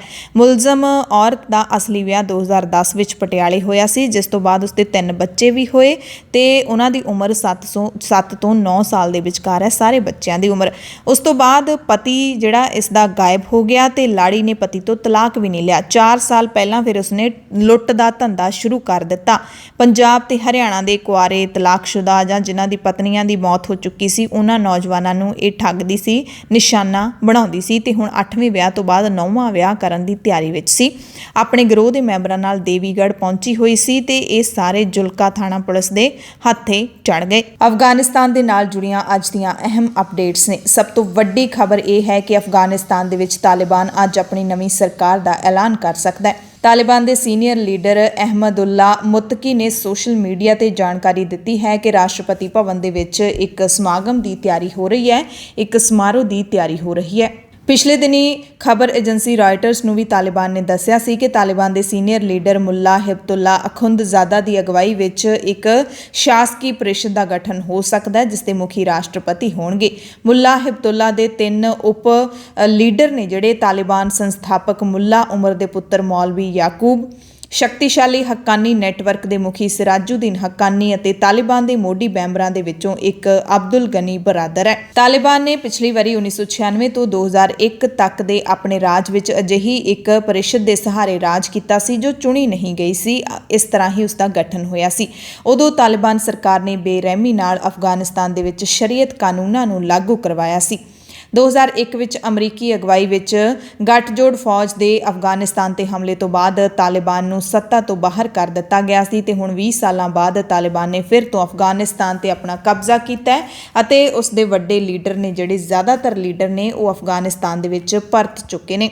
ਉਧਰ ਅਮਰੀਕਾ ਤੋਂ ਬਿਆਨ ਆਉਂਦਾ ਹੈ ਵਾਈਟ ਹਾਊਸ ਤੋਂ। ਵਾਈਟ ਹਾਊਸ ਨੇ ਕਿਹਾ ਹੈ ਕਿ ਅਮਰੀਕਾ ਜਾਂ ਕਿਸੇ ਹੋਰ ਦੇਸ਼ ਨੂੰ ਤਾਲਿਬਾਨ ਨੂੰ ਮਾਨਤਾ ਦੇਣ ਦੀ ਕੋਈ ਜਲਦਬਾਜ਼ੀ ਨਹੀਂ ਹੈ, ਕਿਉਂਕਿ ਇਹ ਕਦਮ ਪੂਰੀ ਤਰ੍ਹਾਂ ਇਸ ਗੱਲ ਤੇ ਨਿਰਭਰ ਕਰਦਾ ਹੈ ਕਿ ਤਾਲਿਬਾਨ ਵਿਸ਼ਵ ਭਾਈਚਾਰੇ ਦੀਆਂ ਉਮੀਦਾਂ ਤੇ ਕਿੰਨਾ ਕੁ ਖਰਾ ਉਤਰਦਾ ਹੈ। ਇਸੇ ਦਰਮਿਆਨ ਇੱਕ ਸੀਨੀਅਰ ਅਮਰੀਕੀ ਜਰਨੈਲ ਨੇ ਤਾਲਿਬਾਨ ਨੂੰ ਇੱਕ ਬਹੁਤ ਹੀ ਬੇਰਹਿਮੀ ਵਾਲਾ ਗਰੁੱਪ ਦੱਸਿਆ ਹੈ ਤੇ ਕਿਹਾ ਹੈ ਕਿ ਸਪਸ਼ਟ ਨਹੀਂ ਹੈ ਕਿ ਤਾਲਿਬਾਨ ਬਦਲਣਗੇ ਜਾਂ ਫਿਰ ਨਹੀਂ। ਜਰਨਲ ਮਾਰਕ ਮਿਲੇ ਨੇ ਕਿਹਾ ਕਿ ਹਾਲਾਂਕਿ ਇਸ ਸੰਭਾਵਨਾ ਤੋਂ ਇਨਕਾਰ ਨਹੀਂ ਕੀਤਾ ਜਾ ਸਕਦਾ ਕਿ ਅਮਰੀਕਾ ਭਵਿੱਖ ਦੇ ਵਿੱਚ ਕੱਟੜਪੰਥੀ ਵਿਰੋਧੀ ਮੁਹਿੰਮਾਂ ਦੇ ਲਈ ਇਸਲਾਮੀ ਕੱਟੜਪੰਥੀਆਂ ਦੇ ਨਾਲ ਕੋਆਰਡੀਨੇਟ ਕਰੇ। ਤੇ ਇਹਨਾਂ ਖਬਰਾਂ ਦੇ ਦਰਮਿਆਨ ਹੀ ਸਾਬਕਾ ਅਮਰੀਕੀ ਡਿਪਲੋਮੈਟ ਨਿੱਕੀ ਹੈਲੀ ਨੇ ਅਫਗਾਨਿਸਤਾਨ ਨੂੰ ਚੇਤਾਵਨੀ ਦਿੱਤੀ ਹੈ ਕਿ ਚੀਨ ਬਗਰਾਮ 에ਅਰ ਫੋਰਸ ਬੇਸ ਤੇ ਕਬਜ਼ਾ ਕਰਨ ਦੀ ਕੋਸ਼ਿਸ਼ ਕਰ ਸਕਦਾ ਹੈ। ਸੰਯੁਕਤ ਰਾਸ਼ਟਰ ਦੇ ਵਿੱਚ ਅਮਰੀਕੀ ਰਾਜਦੂਤ ਨਿੱਕੀ ਨੇ ਕਿਹਾ ਕਿ ਅਮਰੀਕੀ ਰਾਸ਼ਟਰਪਤੀ ਜੋ ਬਾਈਡਨ ਨੇ ਅਫਗਾਨਿਸਤਾਨ ਦੇ ਵਿੱਚੋਂ ਫੌਜਾਂ ਨੂੰ ਜਲਦੀ ਕਢਵਾਉਣ ਨਾਲ ਅਮਰੀਕੀ ਸਹਿਯੋਗੀਆਂ ਦਾ ਵਿਸ਼ਵਾਸ ਗੁਆ ਦਿੱਤਾ ਹੈ। ਤੇ UNO ਦੇ ਵਿੱਚ ਨਿੱਕੀ ਹੈਲੀ ਨੇ ਚੀਨ, ਪਾਕਿਸਤਾਨ ਅਤੇ ਭਾਰਤ ਦੇ ਮੁੱਦੇ ਤੇ ਵੀ ਚੇਤਾਵਨੀ ਜਾਰੀ ਕਰਦੇ ਹੋਏ ਕਿਹਾ ਕਿ ਅਮਰੀਕੀ ਸਰਕਾਰ ਨੂੰ ਚੀਨ ਤੇ ਨਜ਼ਰ ਰੱਖਣ ਦੀ ਲੋੜ ਹੈ ਤੇ ਅਫਗਾਨਿਸਤਾਨ ਦੇ ਬਗਰਾਮ 에ਅਰਬੇਸ ਤੇ ਤਾਂ ਚੀਨ ਕਬਜ਼ਾ ਕਰ ਸਕਦਾ ਹੈ। ਉਧਰ ਅਫਗਾਨਿਸਤਾਨ ਦੇ ਸਾਬਕਾ ਉਪ ਰਾਸ਼ਟਰਪਤੀ ਅਮਰੁੱਲਾ ਸਾਲੇਹ ਨੇ ਕਿਹਾ ਕਿ ਪੰਜਸ਼ੀਰ ਦੇ ਵਿੱਚ ਤਾਲਿਬਾਨ ਦਾ ਵਿਰੋਧ ਇਸੇ ਤਰ੍ਹਾਂ ਜਾਰੀ ਰਹੇਗਾ ਤੇ ਅਸੀਂ ਸਾਰੇ ਅਫਗਾਨੀ ਲੋਕਾਂ ਦੇ ਹੱਕ ਦੀ ਰੱਖਿਆ ਕਰਾਂਗੇ। ਸਾਲੇਹ ਨੇ ਫੇਸਬੁੱਕ ਤੇ ਤਾਲਿਬਾਨ ਤੇ ਪ੍ਰਤੀਕਿਰਿਆ ਹੈਡਰ ਦੇ ਨਾਲ ਇੱਕ ਪੋਸਟ ਲਿਖੀ ਹੈ। ਉਸ ਦੇ ਵਿੱਚ ਉਹਨਾਂ ਨੇ ਲਿਖਿਆ ਹੈ ਕਿ ਸਾਡਾ ਵਿਰੋਧ ਸਾਰੇ ਅਫਗਾਨੀ ਨਾਗਰਿਕਾਂ ਦੇ ਅਧਿਕਾਰਾਂ ਦੀ ਰੱਖਿਆ ਕਰਨਾ ਹੈ ਤੇ ਅਫਗਾਨੀ ਲੋਕਾਂ ਦੇ ਵਿਰੋਧੀ ਪੰਜਸ਼ੀਰ ਦੇ ਵਿੱਚ ਨਹੀਂ ਹਨ, ਪਰ ਉਹ ਸਿਰਫ ਪੰਜਸ਼ੀਰ ਦੇ ਲਈ ਵਿਰੋਧ ਨਹੀਂ ਕਰ ਰਹੇ, ਉਹ ਪੂਰੇ ਅਫਗਾਨਿਸਤਾਨ ਦੇ ਲਈ ਵਿਰੋਧ ਕਰ ਰਹੇ ਨੇ ਤਾਲਿਬਾਨ ਦਾ।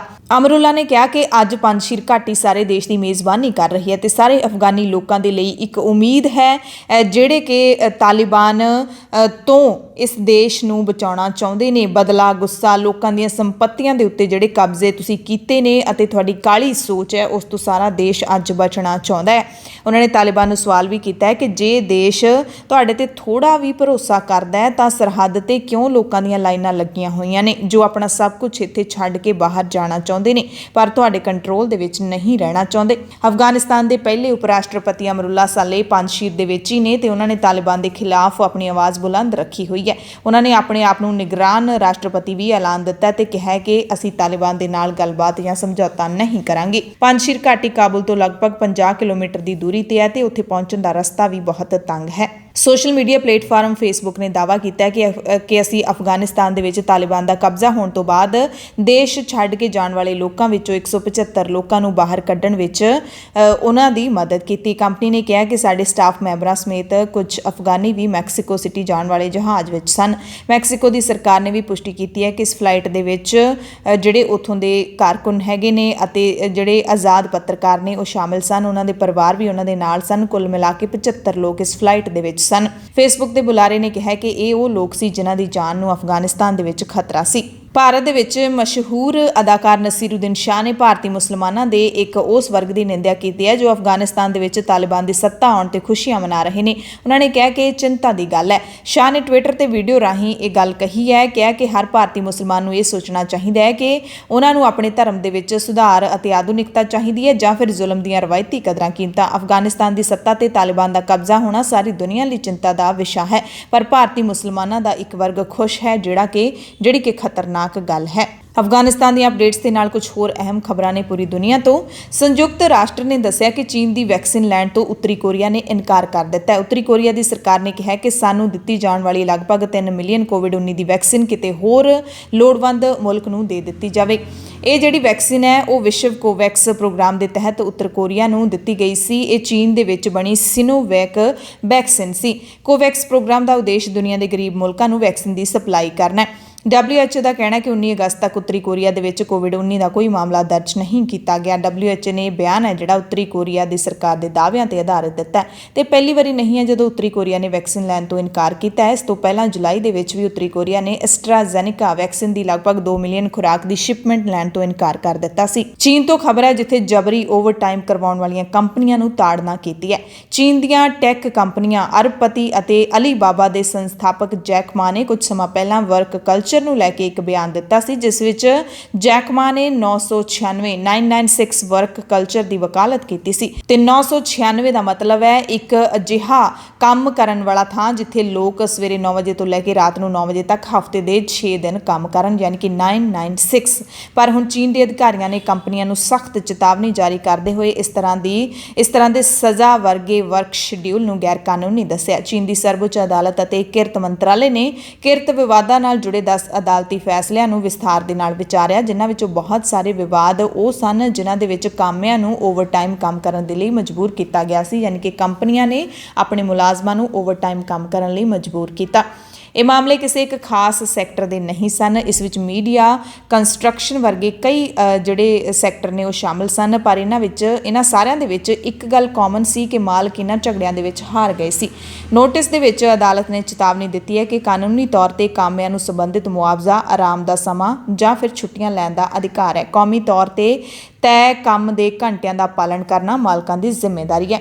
ਚੀਨ ਦੇ ਕਿਰਤ ਕਾਨੂੰਨਾਂ ਦੇ ਮੁਤਾਬਿਕ ਇੱਥੇ ਦਿਨ ਵਿੱਚ 8 ਘੰਟੇ ਤੇ ਹਫ਼ਤੇ ਵਿੱਚ ਵੱਧ ਤੋਂ ਵੱਧ 44 ਘੰਟੇ ਕੰਮ ਕਰਨ ਦੀ ਵਿਵਸਥਾ ਹੈ। ਜੇ ਕੋਈ ਇਸ ਤੋਂ ਵੱਧ ਕੰਮ ਕਰਵਾ ਰਿਹਾ ਹੈ ਤਾਂ ਇਸ ਦੀ ਵਾਧੂ ਤਨਖਾਹ ਦੇਣੀ ਜ਼ਰੂਰੀ ਹੈ, ਪਰ ਇਸ ਦੀ ਚੰਗੀ ਤਰ੍ਹਾਂ ਪਾਲਣਾ ਨਹੀਂ ਕੀਤੀ ਜਾ ਰਹੀ। ਅਮਰੀਕਾ ਤੋਂ ਇੱਕ ਵੱਡੀ ਖਬਰ ਹੈ ਜਿੱਥੇ ਪੂਰਬ ਉੱਤਰ ਤੱਟ ਤੇ ਭਾਰੀ ਮੀਂਹ ਅਤੇ ਤੂਫਾਨ ਤੋਂ ਬਾਅਦ ਅਚਾਨਕ ਆਏ ਹੜ੍ਹ ਕਾਰਨ ਘੱਟ ਤੋਂ ਘੱਟ 9 ਲੋਕਾਂ ਦੀ ਮੌਤ ਹੋ ਗਈ ਹੈ। ਸਥਾਨਕ ਮੀਡੀਆ ਦੇ ਮੁਤਾਬਿਕ ਨਿਊਯਾਰਕ ਅਤੇ ਨਿਊ ਜਰਸੀ ਦੇ ਵਿੱਚ ਐਮਰਜੈਂਸੀ ਦਾ ਐਲਾਨ ਕਰ ਦਿੱਤਾ ਗਿਆ। ਨਿਊਯਾਰਕ ਸਿਟੀ ਦੇ ਮੇਅਰ ਬਿਲ ਡੀ ਬਲਾਸੀਓ ਨੇ ਇਸ ਨੂੰ ਇੱਕ ਇਤਿਹਾਸਿਕ ਮੌਸਮੀ ਘਟਨਾ ਦੱਸਿਆ। ਅਮਰੀਕਾ ਦੀ ਕੌਮੀ ਮੌਸਮ ਸੇਵਾ ਦੇ ਨਿਊਯਾਰਕ ਸਿਟੀ, ਬਰੁਕਲਿਨ, ਕੀਨਸ ਅਤੇ ਲੌਂਗ ਆਈਲੈਂਡ ਦੇ ਕੁਝ ਹਿੱਸਿਆਂ ਵਿੱਚ ਹੜ੍ਹ ਦੀ ਐਮਰਜੈਂਸੀ ਐਲਾਨ ਦਿੱਤੀ ਗਈ ਹੈ। ਮੈਸਾਚੁਸੈਟਸ ਅਤੇ ਰੋਡ ਆਈਲੈਂਡ ਦੇ ਕੁਝ ਹਿੱਸਿਆਂ ਵਿੱਚ ਸਮੁੰਦਰੀ ਤੂਫਾਨ ਦੀ ਚੇਤਾਵਨੀ ਜਾਰੀ ਕਰ ਦਿੱਤੀ ਗਈ ਹੈ। ਨਿਊਯਾਰਕ ਦੇ ਮੰਨੇ ਪ੍ਰਮੰਨੇ ਸੈਂਟਰਲ ਪਾਰਕ ਦੇ ਵਿੱਚ ਕੇਵਲ 1 ਘੰਟੇ ਦੇ ਅੰਦਰ 3 ਇੰਚ ਜਾਂ 8 ਸੈਂਟੀਮੀਟਰ ਮੀਂਹ ਦਰਜ ਕੀਤਾ ਗਿਆ ਹੈ। ਸ਼ਹਿਰ ਦੀ ਜ਼ਮੀਨਦੋਜ਼ ਟ੍ਰੇਨ ਸੇਵਾ ਨੂੰ ਬੰਦ ਕਰ ਦਿੱਤਾ ਗਿਆ ਤੇ ਰਾਹਾਂ ਤੇ ਸੜਕਾਂ ਤੇ ਆਮ ਵਾਹਨਾਂ ਦੇ ਚੱਲਣ ਤੇ ਪਾਬੰਦੀ ਲਾ ਦਿੱਤੀ ਗਈ ਹੈ। ਨਿਊਯਾਰਕ ਅਤੇ ਨਿਊ ਜਰਸੀ ਤੋਂ ਕਈ ਉਡਾਣਾਂ ਤੇ ਰੇਲਾਂ ਨੂੰ ਰੱਦ ਕਰ ਦਿੱਤਾ ਗਿਆ। ਅਮਰੀਕਾ ਦੇ ਵਿੱਚ ਅਚਾਨਕ ਬਦਲੇ ਇਸ ਮੌਸਮ ਦਾ ਕਾਰਨ ਸਮੁੰਦਰੀ ਤੂਫਾਨ ਇਡਾ ਨੂੰ ਦੱਸਿਆ ਜਾ ਰਿਹਾ ਹੈ, ਜਿਸ ਦਾ ਬਚਿਆ ਹਿੱਸਾ ਇਹ ਅਸਰ ਦਿਖਾ ਰਿਹਾ ਹੈ। ਇਡਾ ਤੂਫਾਨ ਪਿਛਲੇ ਹਫ਼ਤੇ ਅਮਰੀਕਾ ਦੇ ਦੱਖਣੀ ਸੂਬੇ ਲੁਈਸਿਆਨਾ ਦੇ ਵਿੱਚ ਆਇਆ ਸੀ, ਜਿੱਥੇ ਉਸਨੇ ਭਾਰੀ ਤਬਾਹੀ ਮਚਾਈ ਸੀ। ਸੋਸ਼ਲ ਮੀਡੀਆ ਤੇ ਕਈ ਵੀਡੀਓ ਵੀ ਪੋਸਟ ਕੀਤੇ ਗਏ ਨੇ ਜਿਨ੍ਹਾਂ ਦੇ ਵਿੱਚ ਦਿਖਾਈ ਦੇ ਰਿਹਾ ਹੈ ਕਿ ਪਾਣੀ ਕਿਵੇਂ ਲੋਕਾਂ ਦੇ ਘਰਾਂ ਦੇ ਵਿੱਚ ਦਾਖਲ ਹੋ ਰਿਹਾ ਹੈ। ਨਿਊਯਾਰਕ ਦੇ ਇੱਕ ਨਿਵਾਸੀ ਜਾਰਜ ਬੇਲੀ ਨੇ ਦੱਸਿਆ ਕਿ ਮੈਂ ਡਿਨਰ ਕਰ ਰਿਹਾ ਸੀ ਜਦੋਂ ਪਾਣੀ ਦੇ ਗੜਗੜਾਉਣ ਦੀ ਆਵਾਜ਼ ਆਈ। ਇਹ ਪਾਣੀ ਬਾਥਰੂਮ ਦੇ ਡਰੇਨੇਜ ਵਿੱਚੋਂ ਆ ਰਿਹਾ ਸੀ। ਜਦੋਂ ਮੈਂ ਦੂਸਰੇ ਕਮਰੇ ਦੇ ਵਿੱਚ ਪਾਣੀ ਦੀ ਮੇਨ ਲਾਈਨ ਚੈੱਕ ਕਰਨ ਗਿਆ ਤੇ ਵਾਪਸ ਪਰਤਿਆ, ਉਦੋਂ ਤੱਕ ਡਰਾਇੰਗ ਰੂਮ ਵਿੱਚ ਲਗਭਗ 1 ਫੁੱਟ ਤੱਕ ਪਾਣੀ ਭਰ ਚੁੱਕਿਆ ਸੀ। ਵਿਸ਼ਵਾਸ ਨਹੀਂ ਹੁੰਦਾ ਕਿ ਪਾਣੀ ਇੰਨੀ ਤੇਜ਼ੀ ਦੇ ਨਾਲ ਕਿਵੇਂ ਆਇਆ। ਬੁਲੇਟਿਨ ਦੇ ਵਿੱਚ ਹੁਣ ਕੁਝ ਅਹਿਮ ਤੇ ਵੱਡੀਆਂ ਖਬਰਾਂ ਪੂਰੇ ਭਾਰਤ ਦੀਆਂ। ਸਭ ਤੋਂ ਪਹਿਲੀ ਖਬਰ ਹੈ ਕਿ ਕਸ਼ਮੀਰ ਦੇ ਵੱਖਵਾਦੀ ਲੀਡਰ ਅਲੀ ਸ਼ਾਹ ਗਿਲਾਨੀ ਨੂੰ ਸਪੁਰਦੇ ਖਾਕ ਕਰ ਦਿੱਤਾ ਗਿਆ। ਪਾਕਿਸਤਾਨ ਪੱਖੀ ਵੱਖਵਾਦੀ ਲੀਡਰ ਸੈਯਦ ਅਲੀ ਸ਼ਾਹ ਗਿਲਾਨੀ ਨੂੰ ਬੁੱਧਵਾਰ ਤੇ ਵੀਰਵਾਰ ਦੀ ਦਰਮਿਆਨੀ ਰਾਤ ਨੂੰ ਸ਼੍ਰੀਨਗਰ ਦੇ ਵਿੱਚ ਸਪੁਰਦੇ ਖਾਕ ਕੀਤਾ ਗਿਆ। ਉਹਨਾਂ ਦੀ ਅੰਤਿਮ ਰਸਮ ਸਖਤ ਸੁਰੱਖਿਆ ਤੇ ਪਾਬੰਦੀਆਂ ਦੇ ਵਿਚਕਾਰ ਕੀਤੀ ਗਈ। ਇਸ ਦੌਰਾਨ ਕਸ਼ਮੀਰ ਦੇ ਵਿੱਚ ਮੋਬਾਈਲ ਸੇਵਾ ਵੀ ਠੱਪ ਕਰ ਦਿੱਤੀ ਗਈ। ਗਿਲਾਨੀ ਦੇ ਨੇੜਲੇ ਸਹਿਯੋਗੀਆਂ ਨੇ ਦੱਸਿਆ ਕਿ ਗਿਲਾਨੀ ਨੂੰ ਉਹਨਾਂ ਦੀ ਰਿਹਾਇਸ਼ ਦੇ ਨੇੜੇ ਸਥਿਤ ਮਸੀਤ ਦੇ ਵਿੱਚ ਉਹਨਾਂ ਦੀ ਇੱਛਾ ਦੇ ਮੁਤਾਬਿਕ ਦਫਨਾਇਆ ਗਿਆ। ਹਾਲਾਂਕਿ ਉਹਨਾਂ ਦੇ ਪੁੱਤਰ ਨਈਮ ਨੇ ਦੱਸਿਆ ਕਿ ਉਹ ਉਹਨਾਂ ਨੂੰ ਸ਼੍ਰੀਨਗਰ ਦੀ ਈਦਗਾਹ ਦੇ ਵਿੱਚ ਦਫਨਾਉਣਾ ਚਾਹੁੰਦਾ ਸੀ। ਕਰੀਬ 3 ਦਹਾਕਿਆਂ ਤੋਂ ਜੰਮੂ ਕਸ਼ਮੀਰ ਵਿੱਚ ਵੱਖਵਾਦੀ ਮੁਹਿੰਮ ਦੀ ਅਗਵਾਈ ਕਰਨ ਵਾਲੇ ਗਿਲਾਨੀ ਦੀ 91 ਸਾਲ ਦੀ ਉਮਰ ਵਿੱਚ ਲੰਬੀ ਬਿਮਾਰੀ ਤੋਂ ਬਾਅਦ ਮੌਤ ਹੋ ਗਈ। ਸ਼੍ਰੀਨਗਰ ਦੇ ਬਾਹਰਵਾਰ ਹੈਦਰਪੁਰਾ ਸਥਿਤ ਉਹਨਾਂ ਦੀ ਰਿਹਾਇਸ਼ ਤੇ ਹੀ ਮੌਤ ਹੋਈ ਹੈ। ਭਾਰਤੀ ਜਨਤਾ ਪਾਰਟੀ ਦੇ ਸਾਬਕਾ ਸੰਸਦ ਮੈਂਬਰ ਤੇ ਉੱਘੇ ਪੱਤਰਕਾਰ ਚੰਦਨ ਮਿੱਤਰਾ ਦਾ ਵੀ ਦੇਹਾਂਤ ਹੋ ਗਿਆ। 65 ਸਾਲ ਦੀ ਉਮਰ ਸੀ। ਉਹਨਾਂ ਦੇ ਪੁੱਤਰ ਕੁਸ਼ਨ ਮਿੱਤਰਾ ਨੇ ਇਸ ਬਾਰੇ ਜਾਣਕਾਰੀ ਦਿੱਤੀ। ਪਾਇਨੀਅਰ ਅਖਬਾਰ ਦੇ ਉਹ ਸੰਪਾਦਕ ਸਨ। ਪ੍ਰਧਾਨ ਮੰਤਰੀ ਨਰਿੰਦਰ ਮੋਦੀ ਸਣੇ ਕਈ ਲੀਡਰਾਂ ਨੇ ਉਹਨਾਂ ਦੀ ਮੌਤ ਤੇ ਦੁੱਖ ਦਾ ਪ੍ਰਗਟਾਵਾ ਕੀਤਾ। ਮੁੰਬਈ ਤੋਂ ਖਬਰ ਹੈ, ਜਿੱਥੇ ਸੀਬੀਆਈ ਨੇ ਮਹਾਰਾਸ਼ਟਰ ਦੇ ਸਾਬਕਾ ਗ੍ਰਹਿ ਮੰਤਰੀ ਅਨਿਲ ਦੇਸ਼ਮੁਖ ਦੇ ਵਕੀਲ ਆਨੰਦ ਡਾਂਗਾ ਨੂੰ ਗ੍ਰਿਫਤਾਰ ਕੀਤਾ। ਅਧਿਕਾਰੀਆਂ ਨੇ ਦੱਸਿਆ ਕਿ ਵਕੀਲ ਤੇ ਦੇਸ਼ਮੁਖ ਵਿਰੁੱਧ ਚੱਲ ਰਹੀ ਜਾਂਚ ਵਿੱਚ ਰੁਕਾਵਟ ਪਾਉਣ ਦਾ ਦੋਸ਼ ਹੈ। ਅਧਿਕਾਰੀਆਂ ਨੇ ਦੱਸਿਆ ਕਿ ਡਾਂਗਾ ਨੂੰ ਮੁੰਬਈ ਤੋਂ ਗ੍ਰਿਫਤਾਰ ਕੀਤਾ ਗਿਆ, ਟ੍ਰਾਂਜ਼ਿਟ ਰਿਮਾਂਡ ਤੇ ਦਿੱਲੀ ਲਿਆਂਦਾ ਗਿਆ, ਜਿੱਥੇ ਉਸ ਨੂੰ ਅਦਾਲਤ ਵਿੱਚ ਪੇਸ਼ ਕੀਤਾ ਜਾਏਗਾ। ਇਲਾਹਾਬਾਦ ਹਾਈ ਕੋਰਟ ਨੇ ਗਾਂ ਨੂੰ ਲੈ ਕੇ ਇੱਕ ਅਜੀਬੋ-ਗਰੀਬ ਬਿਆਨ ਦਿੱਤਾ ਹੈ। ਹਾਈ ਕੋਰਟ ਨੇ ਗਊ ਹੱਤਿਆ ਦੇ ਇੱਕ ਮਾਮਲੇ ਵਿੱਚ ਕਿਹਾ ਹੈ ਕਿ ਗਾਂ ਨੂੰ ਕੌਮੀ ਪਸ਼ੂ ਐਲਾਨ ਦਿੱਤਾ ਜਾਣਾ ਚਾਹੀਦਾ ਹੈ ਤੇ ਗਾਂ ਰੱਖਿਆ ਨੂੰ ਹਿੰਦੂਆਂ ਦੇ ਮੌਲਿਕ ਅਧਿਕਾਰ ਦੇ ਵਿੱਚ ਰੱਖਿਆ ਜਾਣਾ ਚਾਹੀਦਾ ਹੈ। ਜੇ ਦੇਸ਼ ਦੇ ਸੱਭਿਆਚਾਰ ਅਤੇ ਵਿਸ਼ਵਾਸ ਨੂੰ ਠੇਸ ਪਹੁੰਚਦੀ ਹੈ ਤਾਂ ਮੁਲਕ ਕਮਜ਼ੋਰ ਹੋ ਜਾਂਦਾ ਹੈ। ਵੈਦਿਕ, ਪੌਰਾਣਿਕ, ਸੱਭਿਆਚਾਰਕ ਮਹੱਤਤਾ ਅਤੇ ਸਮਾਜਿਕ ਉਪਯੋਗਤਾ ਨੂੰ ਧਿਆਨ ਵਿੱਚ ਰੱਖਦੇ ਹੋਏ ਹਾਈ ਕੋਰਟ ਨੇ ਮੋਦੀ ਸਰਕਾਰ ਨੂੰ ਗਾਂ ਨੂੰ ਕੌਮੀ ਪਸ਼ੂ ਐਲਾਨ ਕਰਨ ਦਾ ਸੁਝਾਅ ਦਿੱਤਾ ਹੈ। ਅਦਾਲਤ ਨੇ ਕਿਹਾ ਕਿ ਭਾਰਤ ਵਿੱਚ ਗਾਂ ਨੂੰ ਮਾਂ ਮੰਨਿਆ ਜਾਂਦਾ ਹੈ। ਇਹ ਹਿੰਦੂਆਂ ਦੀ ਆਸਥਾ ਦਾ ਵਿਸ਼ਾ ਹੈ। ਵਿਸ਼ਵਾਸ ਨੂੰ ਸੱਟ ਦੇਸ਼ ਨੂੰ ਕਮਜ਼ੋਰ ਕਰਦੀ ਹੈ। ਅਦਾਲਤ ਨੇ ਕਿਹਾ ਕਿ ਬੀਫ ਖਾਣਾ ਕਿਸੇ ਦਾ ਵੀ ਮੌਲਿਕ ਅਧਿਕਾਰ ਨਹੀਂ ਹੈ। ਜੀਵ ਦੇ ਸਵਾਦ ਲਈ ਜੀਵਨ ਦਾ ਅਧਿਕਾਰ ਨਹੀਂ ਖੋਇਆ ਜਾ ਸਕਦਾ। ਪਰ ਇੱਥੇ ਬੜਾ ਕੰਟਰਾਡਿਕਟਰੀ ਹੈ ਕਿ ਜੇ ਜੀਵ ਦੇ ਸਵਾਦ ਲਈ ਗਾਂ ਦੇ ਜੀਵਨ ਦੇ ਅਧਿਕਾਰ ਨੂੰ ਨਹੀਂ ਖੋਇਆ ਜਾ ਸਕਦਾ ਤਾਂ ਫਿਰ ਕਿਸੇ ਵੀ ਪਸ਼ੂ ਪੰਛੀ ਦੇ ਜੀਵਨ ਦੇ ਅਧਿਕਾਰ ਨੂੰ ਨਹੀਂ ਖੋਇਆ ਜਾਣਾ ਚਾਹੀਦਾ। ਫਿਰ ਤਾਂ ਹਰ ਕੋਈ ਹੈ ਜਿਹੜਾ ਉਹ ਇੱਥੇ ਸ਼ਾਕਾਹਾਰੀ ਹੋਵੇਗਾ ਤੇ ਉਸ ਦੇ ਲਈ ਵੀ ਅਦਾਲਤ ਨੂੰ ਜਿਹੜਾ ਹੈਗਾ ਆਪਣਾ ਬਿਆਨ ਜਾਰੀ ਕਰਨਾ ਚਾਹੀਦਾ ਹੈ, ਲੋਕਾਂ ਨੂੰ ਉਤਸ਼ਾਹਿਤ ਕਰਨਾ ਚਾਹੀਦਾ ਹੈ। ਪਰ ਅਦਾਲਤ ਨੇ ਕਿਹਾ ਹੈ ਕਿ ਬਿਮਾਰ ਗਾਂ ਖੇਤੀ ਲਈ ਵੀ ਲਾਭਦਾਇਕ ਹੁੰਦੀ ਹੈ, ਉਸ ਦੇ ਕਤਲ ਦੀ ਇਜਾਜ਼ਤ ਦੇਣਾ ਸਹੀ ਨਹੀਂ ਹੈ। ਇਹ ਭਾਰਤੀ ਖੇਤੀ ਦੀ ਰੀੜ੍ਹ ਦੀ ਹੱਡੀ ਹੈ। ਅਗਲੀ ਖਬਰ ਹੈ ਕਿ ਮਾਓਵਾਦੀਆਂ ਦੇ ਨਾਲ ਸੰਪਰਕ ਮਾਮਲੇ ਦੇ ਵਿੱਚ ਜੇਲ੍ਹ 'ਚ ਬੰਦ ਗੌਤਮ ਨਵਲੱਖਾ ਨੇ ਮੁੰਬਈ ਹਾਈ ਕੋਰਟ ਵਿੱਚ ਪਟੀਸ਼ਨ ਦਾਇਰ ਕਰਕੇ ਬੇਨਤੀ ਕੀਤੀ ਹੈ ਕਿ ਮੇਰੀ ਉਮਰ ਤੇ ਬਿਮਾਰੀ ਕਾਰਨ ਮੈਨੂੰ ਘਰ ਵਿੱਚ ਹੀ ਨਿਆਂਇਕ ਹਿਰਾਸਤ ਵਜੋਂ ਨਜ਼ਰਬੰਦ ਕੀਤਾ ਜਾਵੇ। ਇਸ ਵਕਤ ਨਵਲੱਖਾ ਤਲੋਜਾ ਜੇਲ੍ਹ ਦੇ ਵਿੱਚ ਬੰਦ ਨੇ। 69 ਸਾਲਾ ਨਵਲੱਖਾ ਨੇ ਆਪਣੀ ਪਟੀਸ਼ਨ ਵਿੱਚ ਇਹ ਵੀ ਬੇਨਤੀ ਕੀਤੀ ਕਿ ਹਾਈ ਕੋਰਟ ਨਵੀਂ ਮੁੰਬਈ ਦੀ ਤਲੋਜਾ ਜੇਲ੍ਹ ਦੇ ਅਧਿਕਾਰੀਆਂ ਨੂੰ ਉਹਨਾਂ ਦੀ ਛਾਤੀ ਵਿਚਲੀ ਗੱਠ ਦੀ ਡਾਕਟਰੀ ਜਾਂਚ ਕਰਵਾਉਣ ਦੇ ਹੁਕਮ ਦੇਵੇ। ਯਾਨੀ ਕਿ ਨਵਲੱਖਾ ਦੀ ਛਾਤੀ ਦੇ ਵਿੱਚ ਗੰਢ ਬਣੀ ਹੈ, ਜਿਸ ਕਰਕੇ ਡਾਕਟਰੀ ਜਾਂਚ ਕਰਵਾਉਣ ਦੀ ਇਜਾਜ਼ਤ ਦਿੱਤੀ ਜਾਵੇ। ਐਮਰਜੈਂਸੀ ਬੁਲੇਟਿਨ ਦੇਖਣ ਵਾਲੇ ਸਾਰੇ ਦਰਸ਼ਕਾਂ ਦਾ ਧੰਨਵਾਦ।